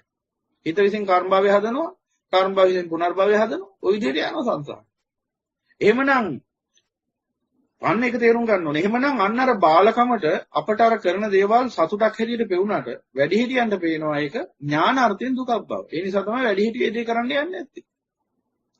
ඒ වගේ මේ ලෝක සත්‍යෝ මේ කාමයේ සැපක් හැටියට දකින්නේ. ඇයි ඒ මොහොතේදී උපදිනවා සැපක් කාමයේදී. හැබැයි ඒ උපදින සැපක් ලෝක සත්‍ය සැපක් හැටියට සැලකුවාට එයත් මායාව. අන්නේ මායාවත් අපි අවබෝධ කරගන්න ඕන. කාමය කියන්නේ අනිත්‍ය ධර්මතාවක්. හේතුවක් ඇති කල්ලි සකස් වන්නා වූ හේතු නිරුද්ධ කල්ලි නිරුද්ධ වන්නා වූ ධර්මයක්. කාමය කියන්නේ. සංකප්ප රාගෝ පොරිසස්ස කාමෝ. එහෙනම් ආස්වාදය කියන්නේ අනිත්‍ය ධර්මයක්. හේතුඵල ධර්මයක්. ආස්වාදයක් හේතුවක් ඇති කල්ලි සකස් වෙනවා. හේතු නිරුද්ධ කල්ලි නිරුද්ධ වෙනවා. හට නොගන්න. එහෙනම් හේතුවක් ඇති කල්ලි ආස්වාදේ උපදිනවා. හේතු නිරුද්ධ කල්ලි ආස්වාදේ නිරුද්ධ වෙනවා. කාමයේත් එහෙමයි. කාමය ස්පර්ශ ප්‍රත්‍යයෙන් හට ගන්න. ඒ එතකොට මෙන්න මේ කාමය කියන්නේ මොකද්ද? සංකප්ප රාගෝ පරිසස්ස කාමෝ. සංකල්පීය රාගයටයි කාමය කියන්නේ.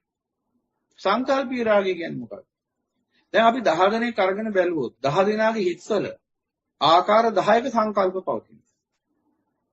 10 දෙනා කැමති වෙච්ච රූප 10ක් තියෙනවා. 10 දෙනා කැමති 10 ආකාරයක රූප වලට. 10 ආකාරයක ශබ්ද වලට, ගන්ධ වලට, රස වලට, ස්පර්ශ වලට, අදහස් වලට. එතකොට 10 දෙනා 10 ආකාරයක අරමුණු වලටයි කැමති. එහෙනම් දැන් අපි රූපයක් ගමු පැහැදිලි කරගන්න. යම්කිසි රූපයක් ගත්තාම ඒ රූපයට සියලු දෙනා එක හා සමාන විදිහට කැමති නේ. එකිනෙකා තම තමන්ගේ සංකල්පයකට අනුව තමයි කැමති වෙන්නේ ඒකට. දැන් කෙනෙක් හිතනවා මේ බඳු ආකාරයේ උස සුදු යනාදි වශයෙන් මම මේ නිකන් සම්මුතියේ අපිට ලේසියෙන් තෝරගන්න පුළුවන් විදිහ උදාහරණයක් ඇද අපි ස්ත්‍රීන් පුරුෂයන් වශයෙන් යනාදි වශයෙන් රූප ගත්තාම ඒ අය කැමති රූප තියෙනවා. මෙන්න මේ හැඩතල තියෙන, මේ විදිහේ වර්ණ සටහන් තියෙන, මේ ආකාර රූප වලට තමයි මම කැමති. කියලා එක්කෙනෙක් කියනවා. එතකොට අනිත් කෙනා කියනවා නෑ නෑ මට නම් මේ වගේ රූප හරියන්නේ. මට හරියන්නේ මෙන්න මේ ආකාරي රූප. කෙනෙක් කෙට්ටු රූප වලට කැමති. තව කෙනෙක් මහත් රූප වලට කැමති. කෙනෙක් උස රූප වලට කැමති. තව කෙනෙක් කොට රූප වලට කැමති. කෙනෙක් සුදු රූප වලට කැමති. තව කෙනෙක් කළු රූප වලට කැමති. කොහොම තියෙන එක එක විවිධාකාර විභේදන ප්‍රභේද. එහෙනම් දැන් ඇයි එහෙම වුනේ? එහෙම වුනේ 10 දෙනාගේ හිතවල තියෙන සංකල්පවල තියෙන වෙනස් භාවය. විවිධතාව නිසා. ඒකීය සංකල්ප නෙමෙයි හැමෝටම තියෙන. එක එක විදිහේ සංකල්ප. එහෙමනම් මේ සංකල්පවල තියෙන විවිධතාව නිසාම විවිධ රූප වලට විවිධ අරමුණු වලට යයි කැමති. රාගය කියන්නේ මොකක්ද? අන්න ඒකත් දැනගන්න. රාගය කියන්නේ යම් කිසි සතුටු වේදනාවක්, සැප වේදනාවක්, වින්දනයක් බලාපොරොත්තු වෙන යම් අරමුණක් ඇසුරු කිරීමද කියනවා රාගය කියලා. ඇහෙන් රූප ඇසුරු කරනවා රූප රාගය. කනෙන් ශබ්ද ඇසුරු කරනවා ශබ්ද රාගය. නාසයෙන් ගන්ධ ඇසුරු කරනවා ගන්ධ රාගය. දිවෙන් රස ඇසුරු කරනවා රස රාගය. කයින් ස්පර්ශ ඇසුරු කරනවා ස්පර්ශ රාගය. පොට්ටබ්බ රාගය. මනසින් අදහස් ඇසුරු කරනවා ධම්ම රාගය. එහෙමනම් රාගය හය ආකාරයි. එහෙනම් රාගය කිව්ව ගමන් ඔබ තේරුම් ගන්න ඕන යම් සතුටු වේදනාවක් නැත්නම් සැප වේදනාවක් සුඛ සෝමනස් සහගත වේදනාවක් නැත්නම් ආස්වාදයක්. සුද්ධ සිංහලෙම කිව්වොත් ආස්වාදයක්. බලාපොරොත්තුෙන් යම් අරමුණක් ඇසුරු කිරීමට කියනවා රාගය කියලා. ඒක හොඳටම තෝර ගන්න ඕන. මොකද නැත්තම් රහතන් වහන්සේලාටත් අරමුණු ඇසුරු කරන්න සිද්ධ වෙන්නේ. එතකොට උන්වහන්සේලටත් රාගය තියෙනවා කියලා කෙනෙක් පැවටෙන්න පුළුවන්. රාගය කියන්නේ යම් සතුටක්, සැප වේදනාවක්, ආස්වාදයක් බලාපොරොත්තු වෙන අරමුණක් ඇසුරු කිරීමේ ස්වභාවය. ඒකට කියනවා රාගය කියලා. සංකප්ප රාගය. සංකප්ප රාගය කියන්නේ සංකල්පීය වශයෙන් ඇති කරගෙන තියෙනවා. මෙබඳු රූප ඇසුරු කිරීමෙන් තමයි සැප උපදින්නේ. මෙබඳු ශබ්ද, ගන්ධ, රස, ස්පර්ශ ධර්ම ඇසුරු කිරීමෙන් තමයි සැප උපදින්නේ කියලා එකිනෙකා තුළ ගොඩනැගිලා තියෙනවා සංකල්ප. මෙන්න මේ සංකල්පීය රාගයට තමයි කාමී කියන්නේ. ඒ නිසා තමයි 10 දෙනෙක් ගත්තොත් 10 දෙනාගේ කාමයේ දස ආකාරයක් වෙන්නේ. 10 දෙනාගේ කැමැත්ත සතුට උදෙසා සැප වින්දනයේ උදෙසා නැත්නම් ආශාදී උදෙසා ඒ අරමුණු අසුරු කරනවා. ඒ අරමුණු වල විවිධතාවක් දකින්න ලැබෙන්නේ ඔන්න ඔය හේතුව නිසා සංකල්පවල තියෙන වෙනස. එහෙමනම් කාමයේ කියලා කියන්නේ වෙන මොකුත් නෙමෙයි. කාමයේ කියන්නේ මෙන්න මේ සංකල්පීය රාගය.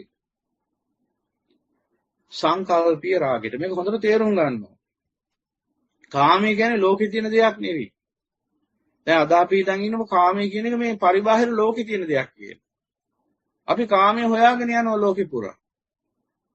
ලෝකේ පුරා කාමයේ හොයාගෙන යනවා. කාමයේ ලෝකේ තියෙනවා කියලා හිතන් ඉන්න. දැන් ලෝකේ කාම රූප කියලා જાතියක් නැහැ. කාම ගුණ කියලා જાතියක් තියෙනවා ලෝකේ. කාම රූප කියලා જાතියක් නැහැ. දැන් කවුරු හරි කියනවා නම් කාම රූපයක් මෙන්න මේක කාම රූපයක් කියලා. ඒ රූපයම අපි රහතන් වහන්සේ කෙනෙක්ට පෙන්වලා ලැබුවොත් මේක කාම රූපයක්ද කියලා. උන්වහන්සේ කියයි මේක රූපයක් කියලා. ඇයි උන්වහන්සේට කාමයක් නැහැ. එහෙනම් කාම රූප කියලා කියන්නේ ඒ පුද්ගලයන්ගේ සංකල්පීය රූප වලටම තමයි. එහෙනම් ලෝකේ නැහැ කාම රූප කියලා જાතියක්. ලෝකේ තියෙන රූප. ඒ රූප කෙරෙහි කැමැත්තක් ඇති කරගන්නේ තමන්ගේම සිතින්. ඇති කරගන්නවා නෙවෙයි අතරම ඇති වෙනවා.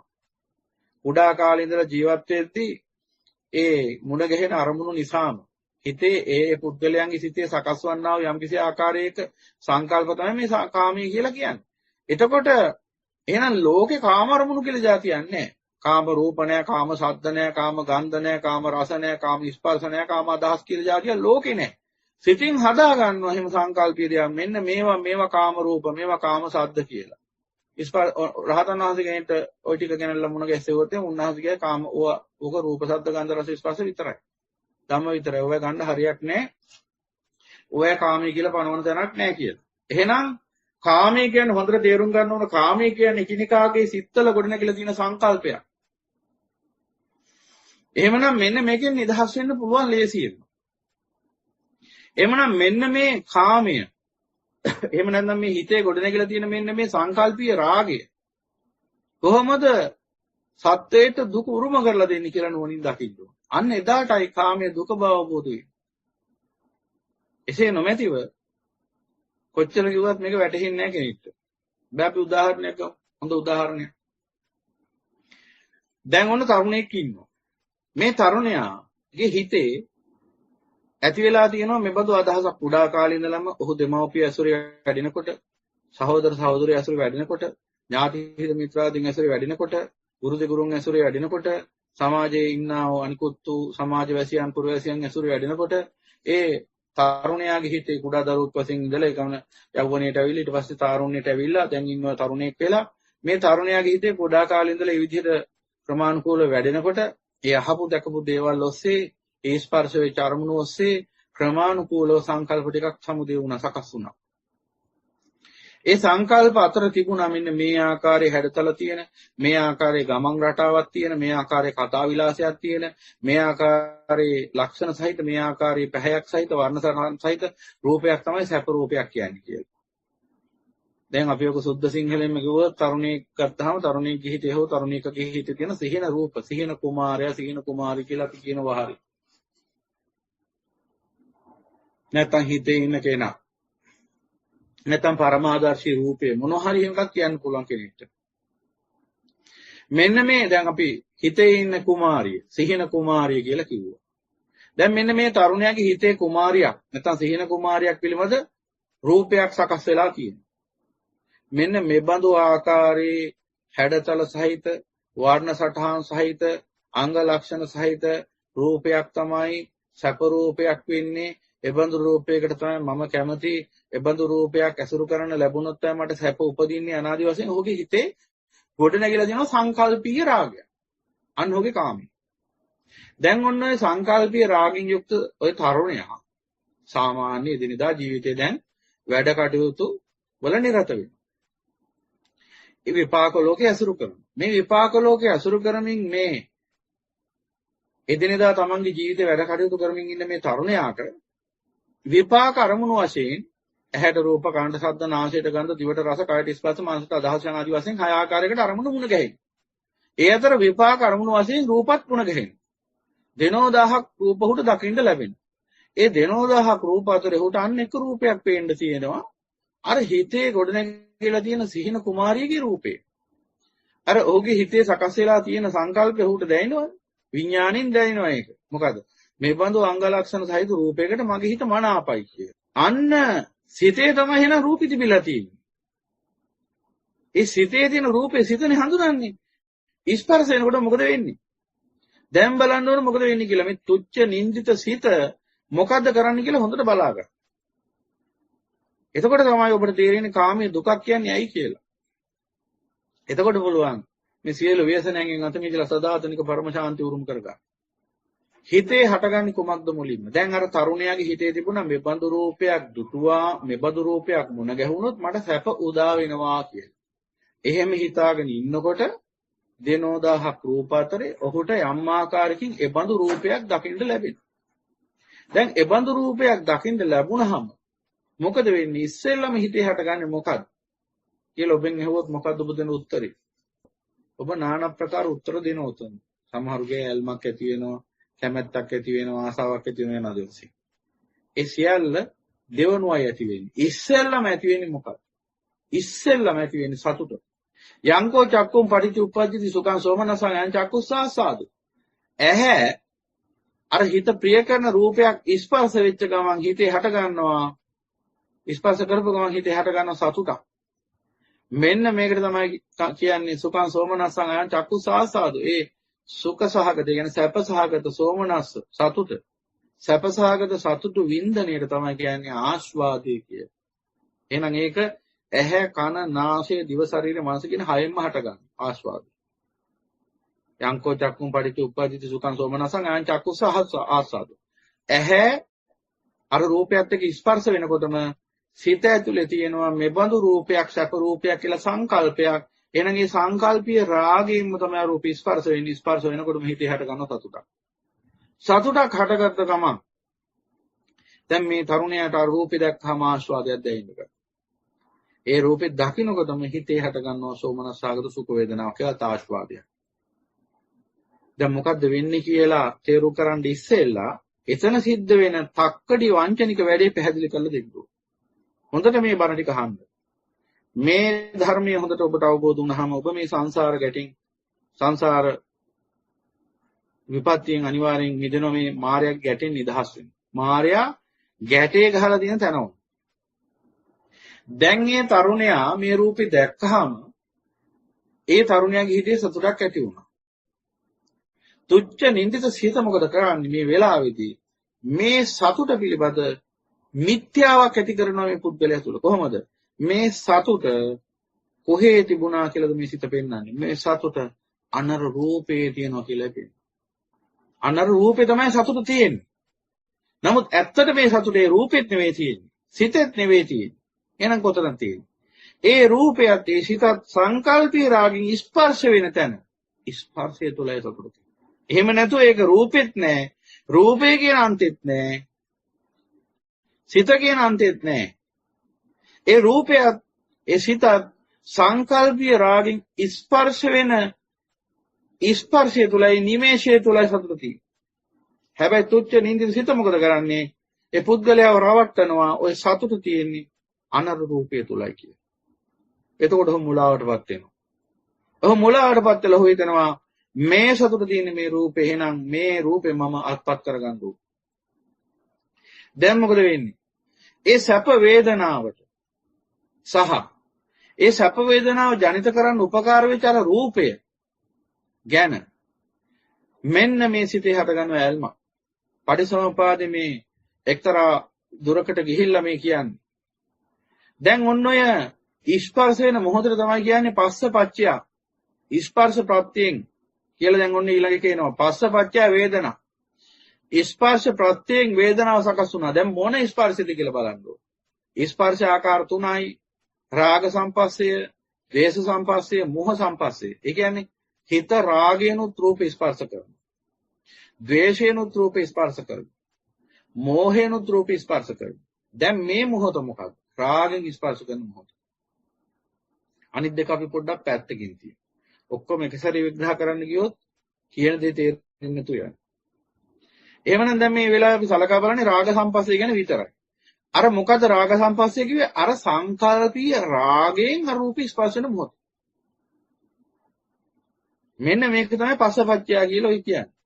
එමනම් පස්සපච්චය වේදනා කියලා සකස් වෙන්නේ මොකද්ද? ඒ සංකල්පීය රාගෙන් රූප ස්පර්ශ වෙන මොහොතේ හට ගන්නවා සෝමනස සාගත සුඛ වේදනා, සැප වේදනා, ආස්වාදේ. අන්නේ මොහොත තමයි පස්සපච්චය වේදනා කියන්නේ. දැන් මොකද වෙන්නේ? මේ සිතේම තමයි මේ මුලාව දිගින් දිගට පවතින්නේ. සහ රැගෙන යන්නේ. සිතමයි අරගෙන යන්නේ. දැන් මොකද වෙන්නේ? වේදනාපච්චය තණ්හා. අන්නර සැප වේදනාවටත් ඒ සැප වේදනාව උදාකරන්න මුල් වෙච්ච අර අරමුණ කෙරෙහි සිතේ ඇති වෙන ඇල්මක්. අන තණ්හා දුව අපි ඒකට. ලෝක සම්මතය අපි ඔකට ආදරය කියන. ප්‍රේමී කියන. මේ රූපේ දකින්නකොටම සැප වේදනාවක් ජනිත වුණා. මොකද රාග සම්පස්සේ ඉන්නේ. මේ සැප වේදනාව ජනිත උනේ. ඒ කියන්නේ සංකල්පීය රාගයෙන් මේ රූපේ ස්පර්ශ උනේ. ඒ නිසා ඒ සංකල්පීය රාගයෙන් මේ රූපේ ස්පර්ශ වෙන මොහොතේ සැප වේදනාවක් ජනිත වුණා. දැන් මොකද වෙන්නේ? මේ සැප වේදනාවට මිහිත ඇලුම් කරන්න පටන් ගන්නවා, ආදරය කරන්න පටන් ගන්නවා, ප්‍රේම කරන්න පටන් ගන්නවා. පස්සපච්චය වේදනා, වේදනාපච්චය තණ්හා. දැන් පොඩ්ඩක් ඔතෙන්ට ඇවිල්ලා බලමු.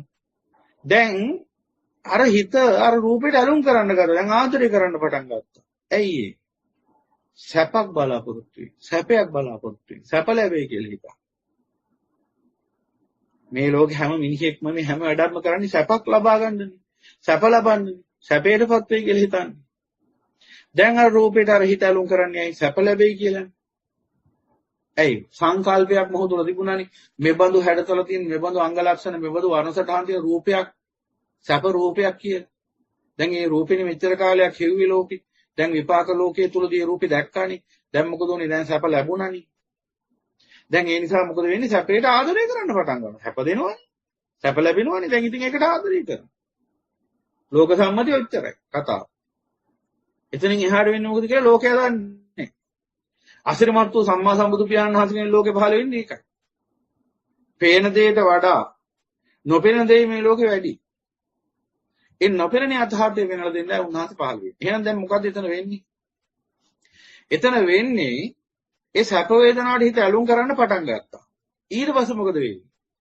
දැන් මේ තරුණයා මේ රූපයට ඇලුම් කරන්න පටන් ගත්තා. ආදරය කරන්න පටන් ගත්තා. ප්‍රේම කරන්න පටන් ගත්තා. දැන් මොකද වෙන්නේ? මේ රූපයෙන් සැප ලබන්න නම් මේ රූපේ නැවත නැවත ස්පර්ශ වෙන්න ඕන. ඇහැට ස්පර්ශ වෙන්න ඕන. ඇහැට විතරක් නෙමෙයි කනට නාසයට දිවට ශරීරයට මනසට ඔක්කොම ස්පර්ශ වෙන්න ඕන. අපි මේ දැන් ඇහැ කියන ඉන්ද්‍රිය විතරක් අරගෙන මේ චක්කායතනෙ කියන තැන ඉඳගෙන නැත්නම් ඇහැ කියන ආයතනය හරහා මේ ධර්මයේ ක්‍රියාත්මක වෙන ආකාරය දකින්න. එහෙමනම් මෙන්න මේ ඇල්ම තව ටිකක් එහාට යනකොට තර වෙනවා. දැන් මොකද සැප ලැබෙන්න සැප වේදනාව ජනිත වෙන්න දැන් මොකද වෙන්නේ? මේ රූපයේ කෙරෙහි තියෙන ඇල්ම ආදරය සෙනෙහස වැඩෙනවා. ප්‍රේමය වැඩෙනවා. එතකොට මොකද වෙන්නේ? සිත මේ රූපය, මේ වේදනාව, මේ සැප වේදනාව, මේ රූපේ සිත තදින් අල්ල ගන්නවා. කොහොමද ලං වෙලා? උප කියන්නේ පාලියෙන් ලං වෙනවා. ආදාන කියන්නේ තදින් අල්ල ගන්නවා. තමන් අල්ලගත්ත මතේ ලේසියෙන් අත්හරින්න නැති මිනිසුන් නම් මේ ලෝකේ. වැරදි එකක් වුණත් අත්හරින්නේ. එයාට කියනවා ආදානග්‍රාහී. දැඩි මතදාරින් කියන්නේ. මෙන්න මේ ආදාන කියන්නේ තදින් අල්ල ගන්න ස්වභාවයට. එහෙනම් උප ආදාන කියනවා තදින් ලං වෙලා තදින් අල්ලගත්තා. මොකද අර රූපයත් ඒ රූපය නිසා ජනිත වෙච්ච වේදනාවක්. දෙකම අල්ලගත්ත සිත තදින්. මෙන්න මේ අවස්ථාවට කියනවා තණ්හා පච්ච උපාදාන.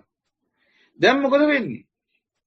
දැන් මේ රූපේ නිසා අර සැප වේදනාව නැවත ජනිත වෙන්න නම් ඒ සැප වේදනාව විඳින්න නම් නැවත මේ රූපය රාගින් ස්පර්ශ වෙන්න ඕනේ හිතට. එතකොට තමයි සැප උපදින්නේ.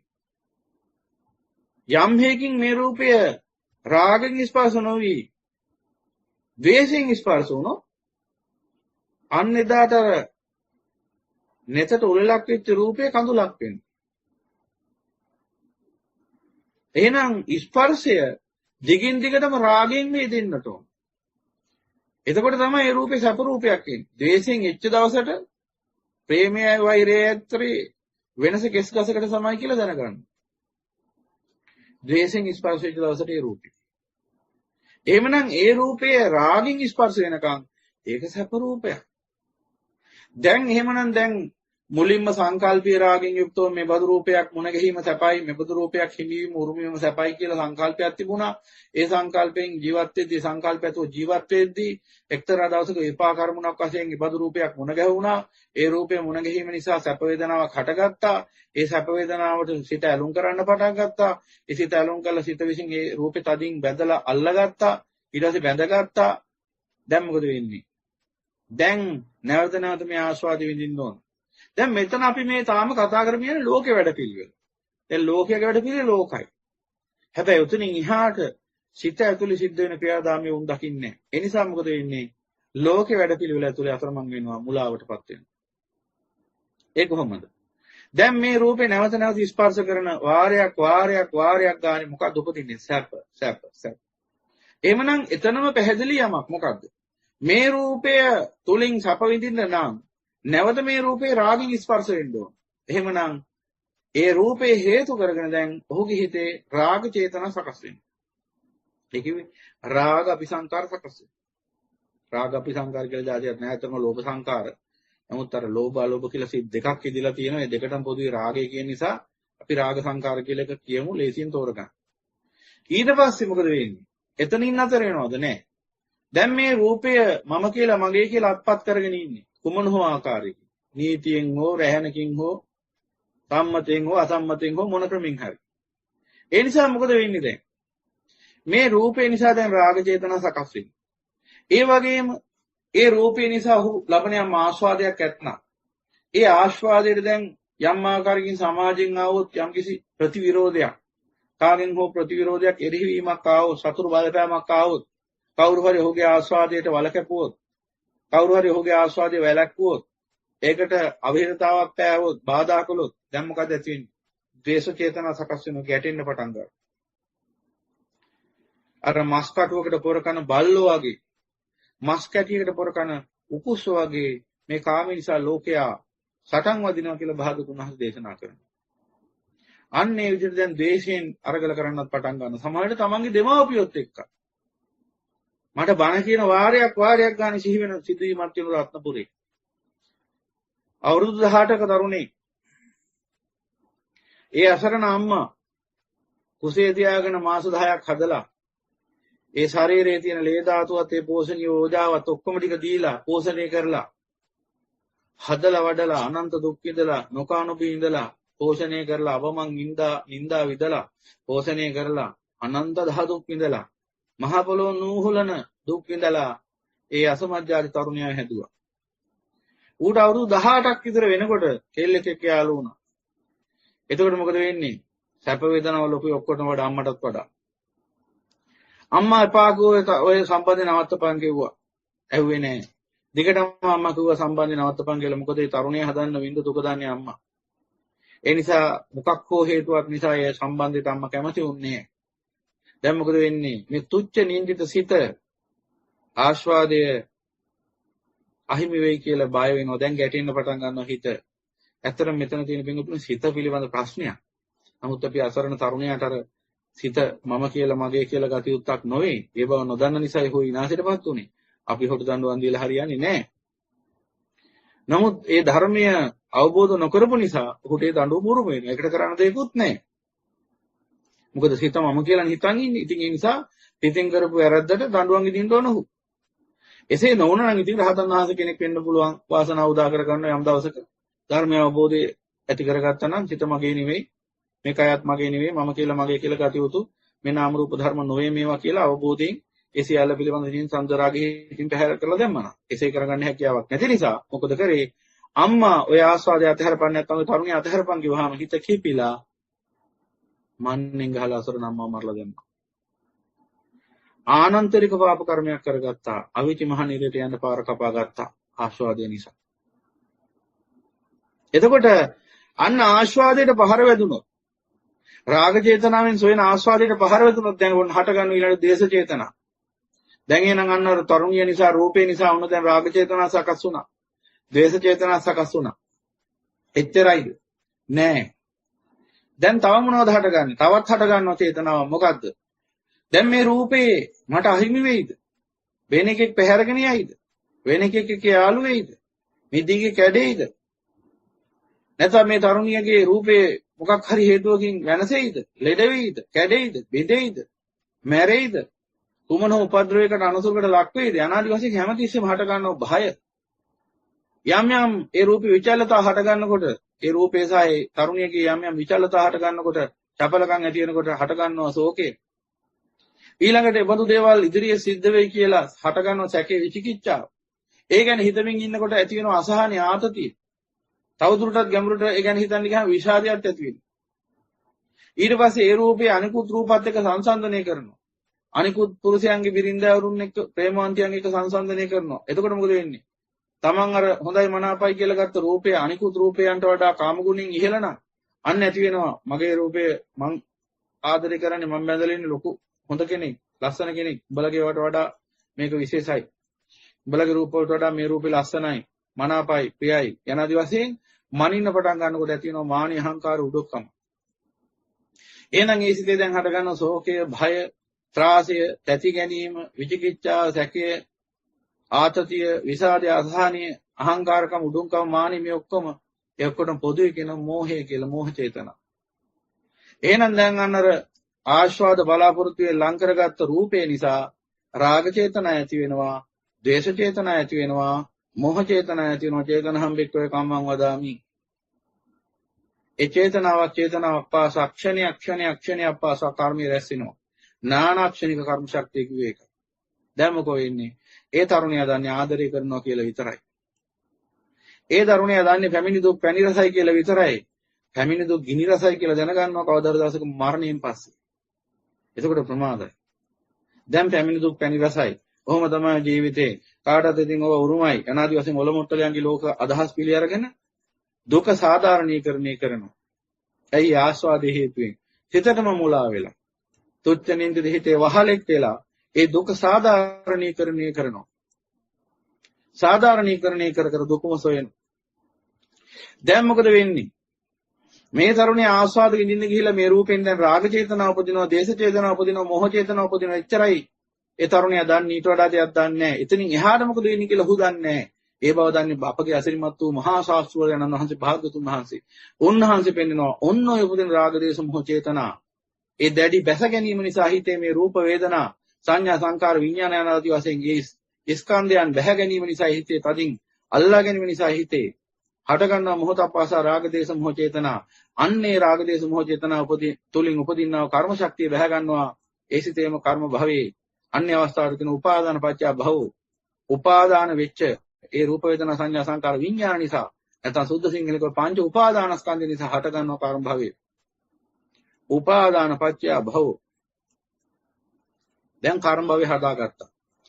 ප්‍රේමයක් අත්විඳා ප්‍රේම කරලා සැප වේදනා බලාපොරොත්තු වෙන දැන් ඔහොම ප්‍රේම කරලා ආදරය කරලා ජීවිතයක් ගොඩනගාගෙන ලස්සන සුන්දර සිහින ලෝකයක් හදාගෙන ජීවත් වුණා. ඔච්චරයි ඒ පුද්ගලයා දන්නේ පුරුෂයා දන්නේ. එතනින් එහාට සිද්ධ වෙච්ච දේ දන්නේ නැහැ. මොකද එතනින් එහාට සිද්ධ වුණේ අන්න අර ඒ දැඩි උපාදානයන් නිසාම හිතේ මොහොතක් පාසා කර්ම ශක්තිය ජනිත වුණා. කර්ම ශක්තිය වැහැගත් කර්ම භවයේ අත්ති කාම භව අත්ති උප්පත්ති භව කර්ම භවයක් ඇති කල්ලි උප්පත්ති භවයක් ඇත. ඒ න්‍යායට අනුකූලව මොකද වෙන්නේ? ওই පුද්ගලයා ඔහම ඉන්නකොට කොයි වෙලාවෙ හරි පණ යනවා. තරුණ කාලේදී වෙන්න පුළුවන්, මැදි වියේදී වෙන්න පුළුවන්, වයෝවෘද්ධ වියේදී හරි කොයි වෙලාවක හරි පණ යනවා. පණ යනකොට මොකද වෙන්නේ? එතෙක් කාලයක් ඒ විදිහටම රූප, ශබ්ද, ගන්ධ, රස, ස්පර්ශ, අදහස් යතේ ධර්මතා සියල්ලම නිසා ඒ හිතේ යම්තා කර්මයේ සමුදේ වුණා. ඒ සියලු කර්ම බීජ අර කර්ම භවයේ තැන්පත් වෙලා තියෙනවා. දැන් මොකද වෙන්නේ? ඔය පුද්ගලයා මිය යනවත් එක්කම, ඔය සත්‍යය මිය යනවත් එක්කම ඒ සත්‍යයේ සිතේ මරණාසන්න චිත්තේ 14 වෙනි චිත්තක්ෂණයේදී චුති කියන චිත්තක්ෂණය හට ගන්නවත් එක්කම එතෙක් ඒ පැවති චිත්ත පරම්පරාවෙන් සදහටම අවසන් වෙනවා. සදහටම අවසන් වෙනවා ඒ චිත්ත පරම්පරාව පුරාණ කර්මෙන් හටගත්. හැබැයි නව කර්මෙන් ආයි ජනිත කරනවා ඊළඟ චිත්ත පරම්පරාව ප්‍රතිසන්දි චිත්තය කියලා ඒ පළවෙනි හිතට කියනවා. අර කර්ම භවයෙන් තමයි මේ වැඩේ කරන්නේ. කර්ම භවයෙන් මොකද කරන්නේ? අලුතෙන් ආය කර්ම භවයේ තියෙනවා අතීත කර්ම. නමුත් කර්ම භවය කියලා කියන්නේ එතෙක් විපාක නුදුන් කර්ම. ඒ ටික ඒ කර්ම භවයෙන් මොකද කරන්නේ? කර්ම භවයෙන් නැවත භවයක් සකස් කරනවා උප්පත්ති භවය කියලා. එතකොට මොකද වෙන්නේ? පුද්ගලයා මරණාසන්න චිත්ත වේදී 14 වෙනි චිත්තක්ෂණේ චුත වෙනවත් එක්කම 15 වෙනි චිත්තක්ෂණේ සකස් කරන කර්ම භවය විසින් ඒ නිසා මොකද වෙන්නේ? ඒ චිත්ත පරම්පරාව එතනින් මිය යන්නේ නැතුව කර්මානුරූප හේතුඵල චිත්ත පරම්පරාවක් වශයෙන් එතනින් එහාට පැවත යනවා.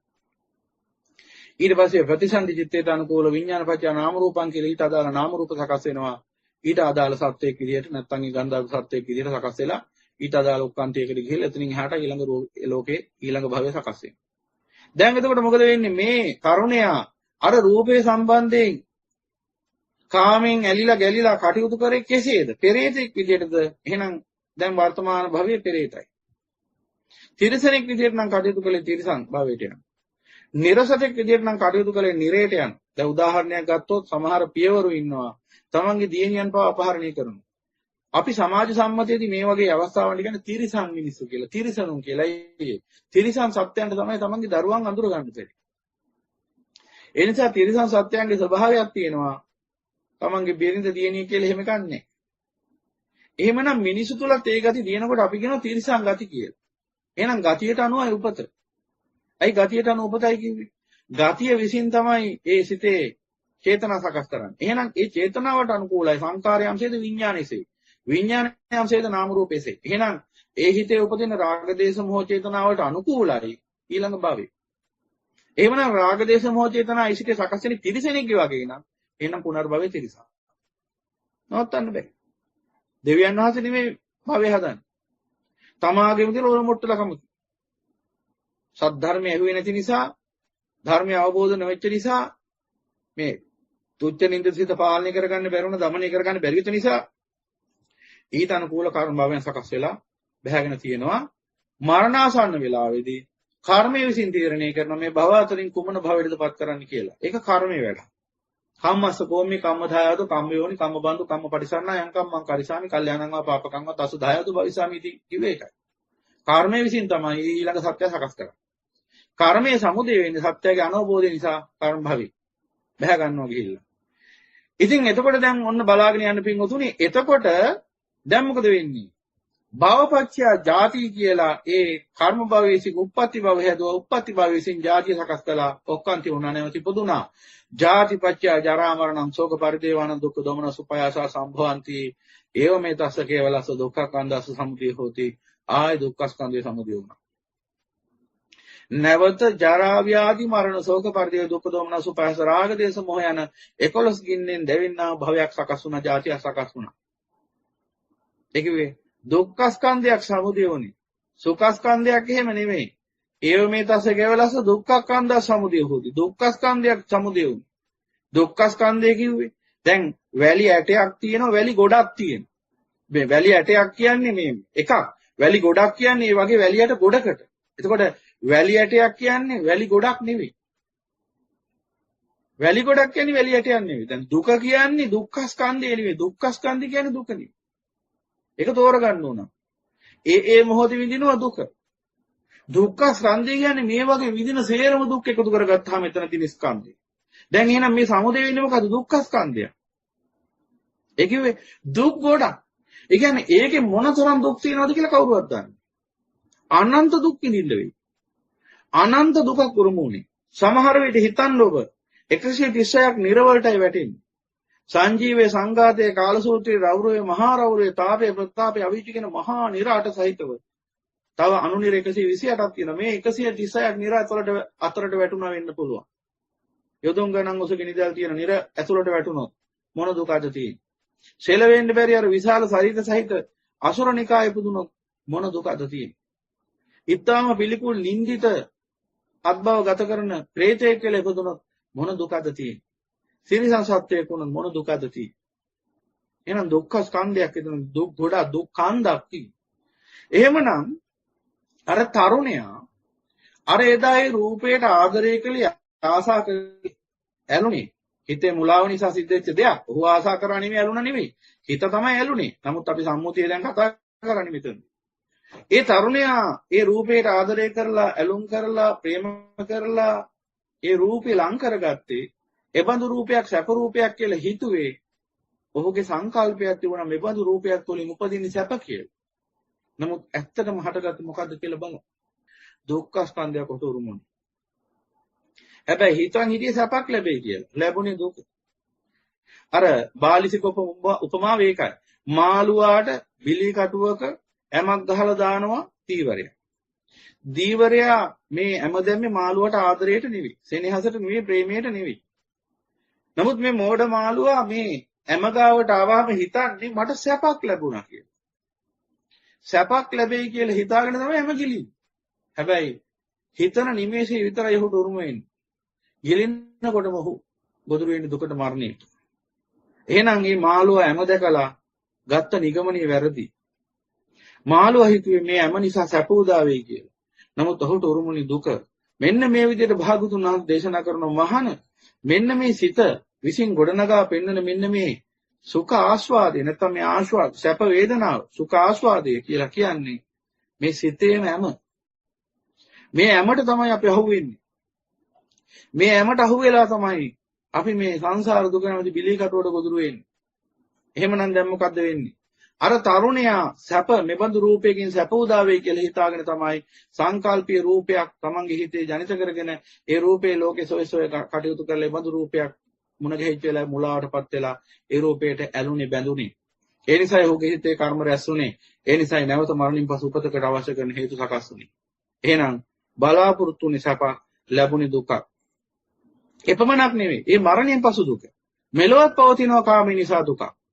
එහෙනම් අන්නර කාමයේ නිසා ඒ තරුණයාට පරලෝ දුක විතරක් නෙමෙයි උරුම වුනේ. මෙලොවත් දුකක් උරුම වෙන මොනවද? ඒ කාමය නැත්නම් ඒ කැමැති රූප, ශබ්ද, ගන්ධ, රස, ස්පර්ශ ජීවිතේට ලං කරගෙන මේවා නිකන් පවත්තන් යන්න බෑ. මේවා නඩත්තු කරන්න ඕන මේවා. මේවා නඩත්තු කරන්න නම් රස්සා කරන්න ඕන. මිල මුදල් හොයන්න ඕන. සමාජ වගකීම් යුතුයකම් ඉෂ්ට සිද්ධ කරන්න ඕන. සමාජයත් එක්ක විවිධාකාර සම්බන්ධතා පවත්වන්න ඕන. කුටුම්බයක් තනා ගන්න ඕන. ඒ කුටුම්බයට අවශ්‍ය කරන්නා වූ සියලුම ඒ කලමනා රැස් කර ගන්න ඕන. මේ වගේ ජීවිතය පවත්වාගෙන යන වැඩ පිළිවෙලක් තියෙනවා. පැවැත්මේ දුක. මේකට කියනවා සංඛාර දුක්ඛතා. ලං කරගත් රූපේ එක එක જાති රූප තියෙනවා ලෝකේ. එක එක જાතියේ අය ඉන්නවා ලෝකේ. ලං කරගත්තේ අන්තිම සංකර රූපයක් නම් ඉතින් අප්‍රමාණ සංඛාර දුක්ඛය තමයි නිඳ වෙන්නේ. ඒ ගැන මම මුතුන් ඔබට කියන්න අවශ්‍ය නැහැ. මේ වර්තමාන ලෝකේ ඔබට පේනවා ඇති මේ රූප වල තරම. ඒ ජීවත් වෙන පුද්ගලයන්ගේ තරම. ඒ අයගේ මනෝභාවයන් අනුව ඒ ලං කරගත්ත කෙනාගේ තියෙන ඒ හැසිරීම්, චින්තන රටා එයාගේ පැවතුම් වල ස්වභාවය අනුව විඳින්න වෙන දුක අඩු වැඩි වෙන්න පුළුවන්. අපි මේකට සාමාන්‍ය වහර කියනවා ජීවිත සටන කියනවා, ජීවන අරගලය කියනවා. මේ මොන නමින් කියන්නේත් ඒ කතාව තමයි. මොකද ඒක කියන සංඛාර දුක්ඛතා. ඊළඟට මොකද වෙන්නේ? දැන් මේ ලං කරගත්ත රූපය ওই විදිහට දුක් විඳ නඩත්තු කරගෙන යනවා. විවිධාකාර විදිහට නඩත්තු කරන්න ඕන මේ රූපේ. දැන් මේ නඩත්තු කරගෙන යනකොට ඒ රූපයට උරුම ධර්මතා කියන අපි පුද්ගලයෙක් විදිහට පනවමු ස්ත්‍රියක් විදිහට. දැන් ඒ ස්ත්‍රියක් සත්වයක් විදිහට සාංශාරික වශයෙන් රැස් කරගත කර්ම විපාක තියෙනවා. ඒ කර්ම විපාක වලට මුහුණ දෙන්න. ඊට අනුකූලව ඇයටත් එනවා විවිධාකාර ව්‍යසන වලට මුහුණ දෙන්න සිද්ධ වෙනවා. අතුරු ආන්තරාවන්ට මුහුණ දෙන්න සිද්ධ වෙනවා. උපද්‍රවයන්ට, හතුරු කරදර වලට, අනවින හදි හුණියන් කොඩි වින වලට මුහුණ දෙන්න සිද්ධ වෙනවා. රිඩ රෝග වලට මුහුණ දෙන්න සිද්ධ වෙනවා. තවත් নানা ප්‍රකාර ප්‍රශ්න වලට මුහුණ දෙන්න සිද්ධ වෙනවා. දැන් මේ දේවල් වලට මුහුණ දෙනකොට මොකද වෙන්නේ? අර ඒ රූපේ කෙරෙහි ඒ ස්ත්‍රී කෙරෙහි තරුණිය කෙරෙහි ඇති කරගත්තා බැඳීම නිසා අර පුද්ගලයාට නැවතත් දුකක් හට ගන්නවා. විපත්ති නිසා හට ගන්නා දුක්ඛතා කියලා අපි ඒකට කියනවා. දැන් ඔක තවත් විග්‍රහ කරන්න පුළුවන්.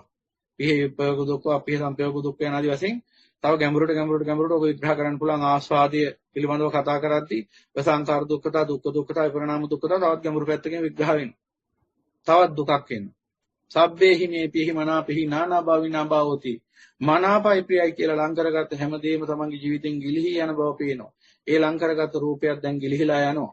ඒ නිසා තමයි කවදා හරි දවසක් කියන්න වෙන්නේ බලන් කැඩපත සුඳුරියේ කුමන අරුමුද නරකෙසත් පැහිලා. ලං කර ගන්නකොට නම් තිබුණේ කළු කෙස්. දැන් තියෙන්නේ සුදු කෙස්.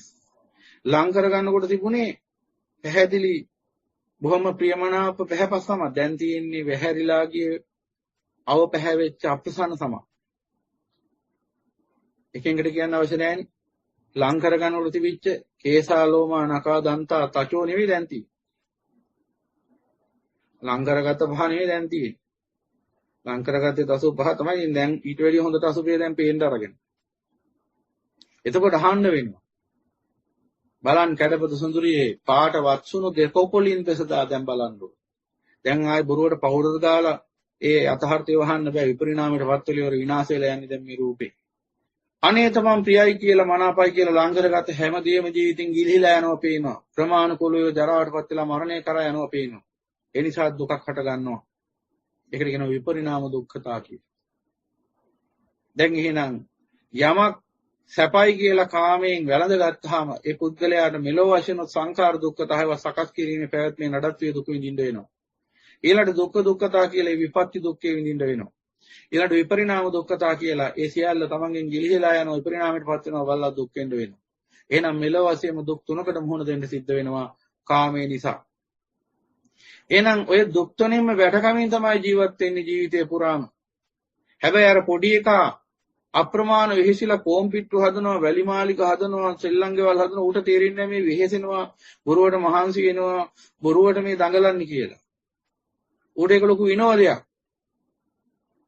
ඒ වගේ නුවණින් තමන් කරන වැඩේ ගැන සිහි කරන්නේ නැති ලෝක සත්‍යයට ඔය ටිකක් සැපයි කියලා කියනවා. අපි මේ ඔක්කොම කරන්නේ ඉතින් සැප විඳින්නනේ. එහෙම තමයි ඉතින් ජීවිතේ මේව කරන්න එපා. ඉතින් දුක විඳොත් තමයි සැප ලැබෙන්නේ කිය. හැමදාම දුක් විඳිනවා. කවදද ඇහුවොත් සැප ලැබුණේ? ලැබෙන දවසක් නැහැ. ඒක හැබැයි හැමදාම හෙට බාලගිරි දෝෂය සැපට. හෙට තමයි සැප විඳින්නේ. අද දුක් විඳින දවස.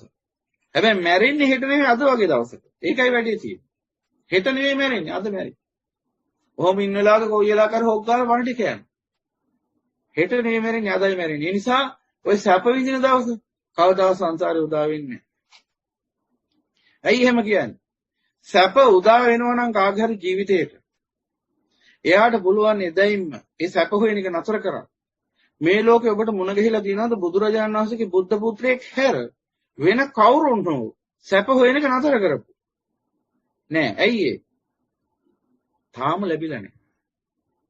අර කාන්තාරේ මිරිඟුව පස්සේ දුවන මුවා තාම වතුර හොයනවා. ඇයි ඒ?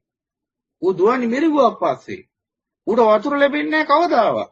හැබැයි ඒක තේරුම් ගන්න තරම් ඥානයක් මේ මුවාට නැති නිසා ඒ මුවා දිගින් දිගට මේ මිරිඟුව පස්සේ දුවගෙන යනවා. තාම දුවන. ඇයි ඒ? තාම ලැබුන්නේ නෑ වතුර. දැන් එතකොට ඒ මිරිඟුවෙන් කවදා හෝ දවසක මුවාට වතුර ලැබෙයිද? නෑ. හැමදාම මුලාවටපත් වෙලා මැරෙනවා. මෙරි ආයි දුව බැඳගෙන යනවා මුලාව. ඒ මිරිඟුව. සියලු සතුන් හෙට සැප ලැබෙයි කියලා හිතාගෙන අද දුක් විඳිනවා. කවදා සැප නම් ලැබුණේ නැහැ. ලැබුණා නම් යමෙක් නවතින්න ඕන. මොකද හොයපු දේ ලැබුණාට පස්සේ ආයි හොයන්න දෙයක් නැහැ. හැබැයි ඔබට එහෙම නැවතිච්ච කෙනෙක් හම්බෙලා තිනවද කවදාවත් ජීවිතේ? එහෙම කෙනෙක් මුණ ගැහෙන්නේ නැහැ. බුදුරජාණන් වහන්සේගේ බුද්ධ පුත්‍රය හැර ඒ අය නවතින්නේ සැප හොයන්න ගිහිල්ලා ඒක මුලාව බව දැනගත්තට පස්සේ. මං ආන්නේ එහෙම නෙවෙයි. සැප ලැබුණා මට. ওই ලෝකේ හොයපු කාම සැපේ ආස්වාදයක සදාතනික සැපයක් මට උරුම වෙලා තියෙන. ඒ නිසා මට දැන් ආයි හොයන්න දෙයක් නැහැ කියලා නැවතිච්ච ලෝක වැඩ පිළිවෙල තුල කෙනෙක් ඔබට මොන ගහෙන්නේ නැහැ කවදාවත්. මේරින්ගුවක් පස්සේ ලුහු බඳින මුවන්සේ කාමෙන් ආස්වාදයක් සතුටක් හොයමින් මේ සැපක් ලැබෙයි කියලා හිතාගෙන මේ හිස් මායාව පස්සේ ලුහු බඳිනවා තමන්ගේම හිතින් හදාගත්ත මුලාවක්. එහෙනම් බලන්න අර තරුණයා දුක් විඳේ ඇයි? තමන්ගේම හිතේ ගොඩනැගිච්ච මුලාවක් නිසා. තමන්ගේම හිතේ ගොඩනැගිලා තිබුණා මේ බඳු රූපයකින් උදා වෙන්නේ සැප කියලා. නමුත් ඔහු හිතාගෙන හිටපු දේ සහ මුලින්ම වැරදි. ඒ බඳු රූපයකින් ලැබෙන්නේ සැප කියලා ඔහු හිතාගෙන හිටියට ඇත්තටම ඔහුට මෙලොවත් උරුමනේ දුක, පරලොවත් උරුමෙන්නේ දුක. මෙලොවත් ඉපදුනේ මෙලොවත් ඒ රූපේ නිසා හටගත් සංඛාර දුක්ඛතා, දුක්ඛ දුක්ඛතා, විපරිණාම දුක්ඛතා. පරලොව දුක්ඛස්කන්ධය. මෙලොවත් දුක්ඛස්කන්ධය, පරලොවත් දුක්ඛස්කන්ධය. නමුත් ඔහු හිතන් හිටියේ මොකද්ද? ඒ තමන්ගේ සංකල්පී රාගයෙන් ඒ ඇති කරගත්ත නිගමනය ඔහුට සැපක් උරුම කරලා දෙයි කියලා. ඒ සිහින කුමාරයේ සිහින රූපය තමන්ට සැප උදා කරලා දෙයි කියලා. නමුත් උදා කරලා දුන්නේ මෙලවත් දුක, පරලොවත් දුක. එහෙනම් අන්න පටිච්ච සමුප්පන්නව බලන්න ඕන සියලු ලෝසතුන් මෙන්න මේ විදිහට තමන්ගේම සිතේ සංකල්පයකට රැවටිලා ඉන්නේ. හැම කෙනෙක්ගේම තියෙන පොදු එකඟතාවක් තමයි තමන්ගේ හිතේ තියෙන මෙන්න මේ සංකල්පීය රාගයෙන් තමන්ට සැප උපදිනවා කියන මුලාව. ඒ සංකල්පීය රාගය අතින් සියලුම දෙනාගේ එකඟතාවක් තියෙනවා. ඒ තමයි තමන්ගේ හිතේ තියෙන මෙන්න මේ සංකල්පීය රාගය තමන්ට සැප පිණිස පවතින්නේ කියලා. ඒ නිසා තමයි තම තමන්ගේ හිත ඇතුලේ හැදිච්ච සංකල්ප වශයෙන් මේ ලුහු බඳින්නේ. මෙහි බැරි නම් වෙන රටක හරි පිටසක්වලක හරි. කොහේ හරි යනවා. ඇයි ඒ?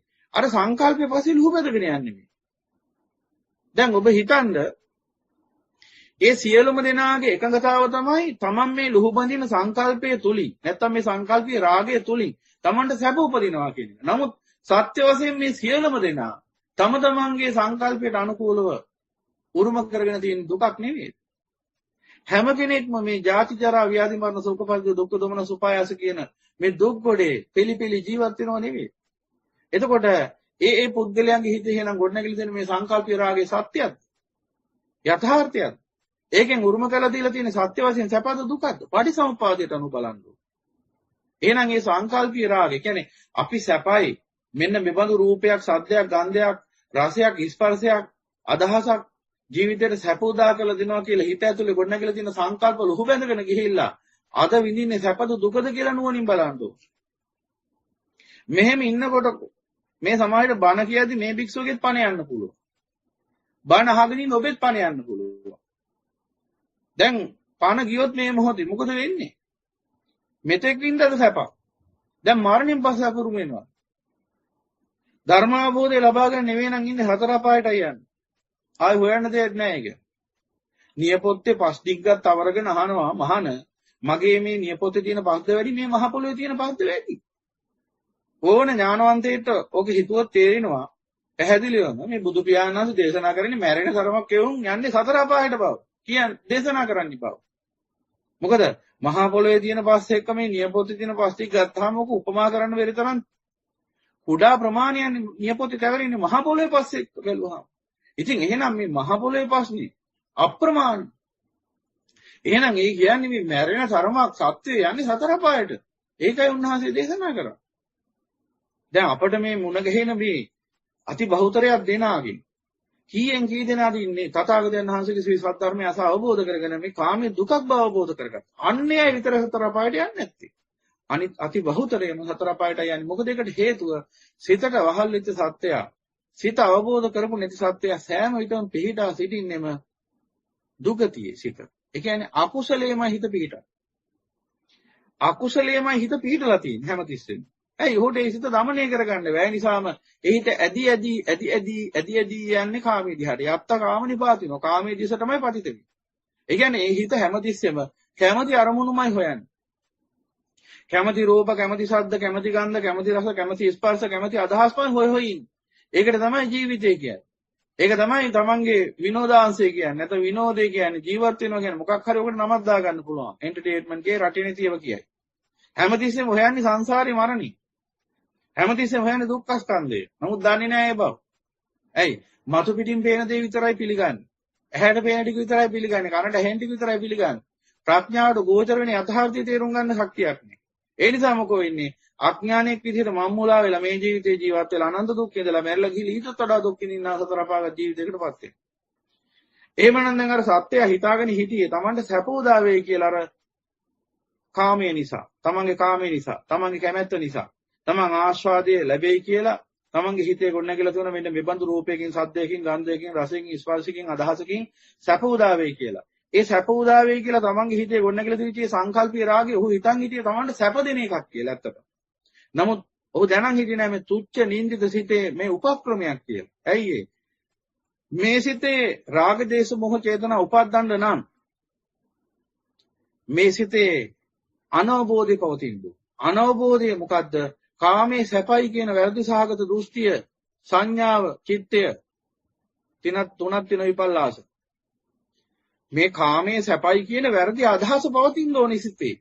කාමයේ සැපයි කියන වැරදි අදහස පැවතුනොත් විතරයි ඒ සිත නැවත නැවත ආස්වාදයේ සොයමින් කටයුතු කරන්නේ. එතකොට තමයි පුළුවන් වෙන්නේ නැවත නැවත රාග දේශ මොහ චේතනා උපද්දමින් කර්ම රැස් කරගන්න.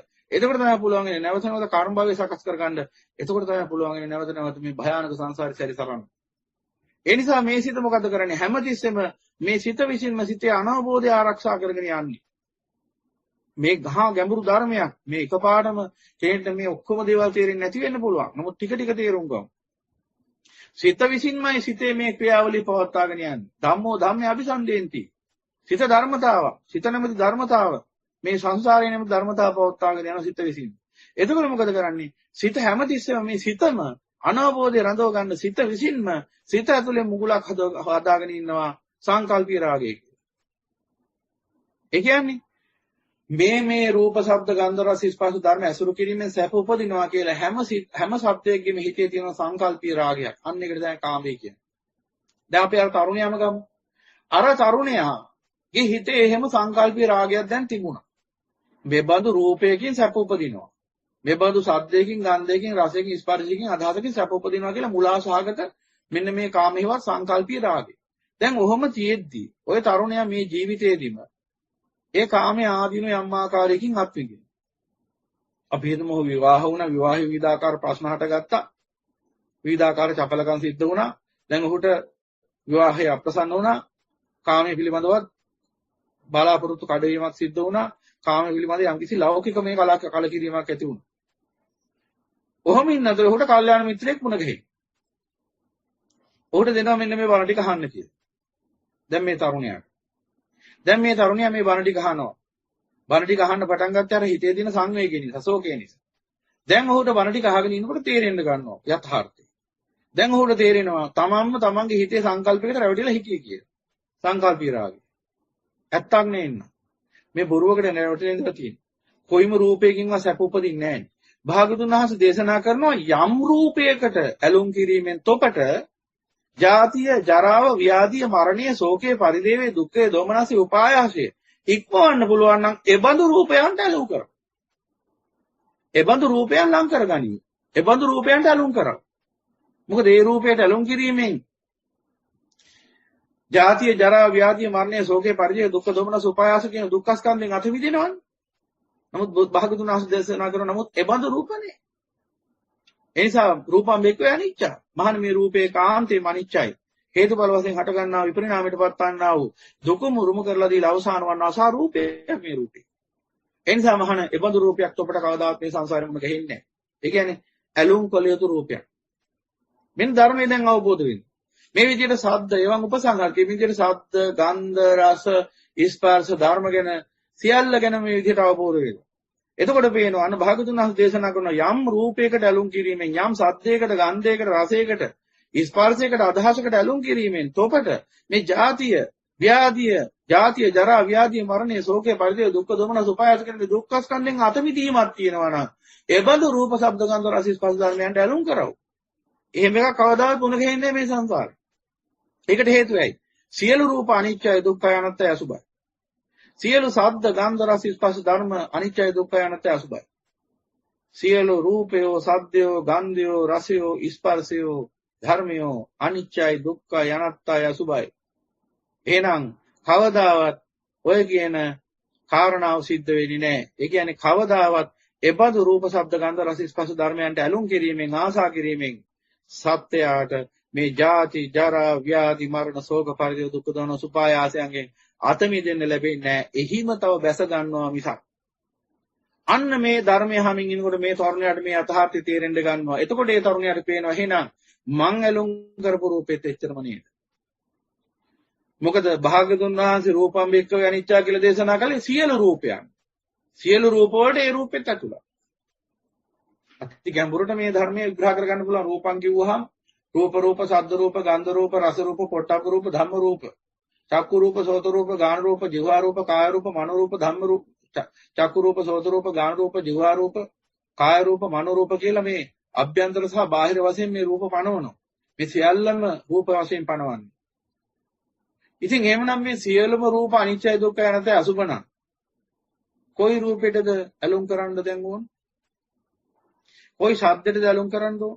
කොයි ගන්ධයටද කොයි රසයටද කොයි ස්පර්ශයටද කොයි ධර්මයටද අපි ඇලුම් කරන්න ඕන? දැන් අන්න භාග්‍යතුන් වහන්සේ පෙන්වා දෙනවා අපට. යද නිච්ඡං තං දුක්ඛං යං දුක්ඛං තදනත්ත යමක් අනිච්ච නම් ඒක ඒකාන්තයෙන්ම දුක්ඛයි. දුකමයි උරුම කරලා දෙන්නේ. එහෙනම් ඒ දුක්ඛ වැඩ පිළිවෙල ඒකාන්තයෙන්ම මම කියලා මගේ කියලා ගත යුතු සාරයකින් තොර ධර්මයක් ආත්මීය සාරයෙන් ශූන්‍යයි. ඒ නිසා ඒ සියල්ල අනාත්තයි. එහෙනම් සියලු රූප අනිත්‍යයි දුක්ඛයි අනාත්තයි අසුභයි. සියලු ශබ්ද ගන්ධ රස ස්පර්ශ ධර්ම අනිත්‍යයි දුක්ඛයි අනාත්තයි අසුභයි.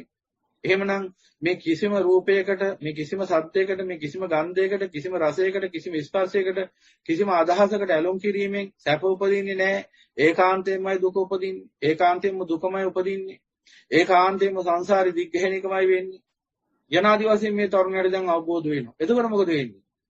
සියලු රූප ගැන තියෙන චන්දරාගය චන්දරාගිනෝ චන්දරාග පහන නිදා නිස්සරණං සියලු රූපයන් සම්බන්ධයෙන් උ නිස්සරණයටපත් වෙනවා. ඒ කියන්නේ කිසිදු රූපයක් නිසා සැරිසැරීමක් නැහැ නැවත.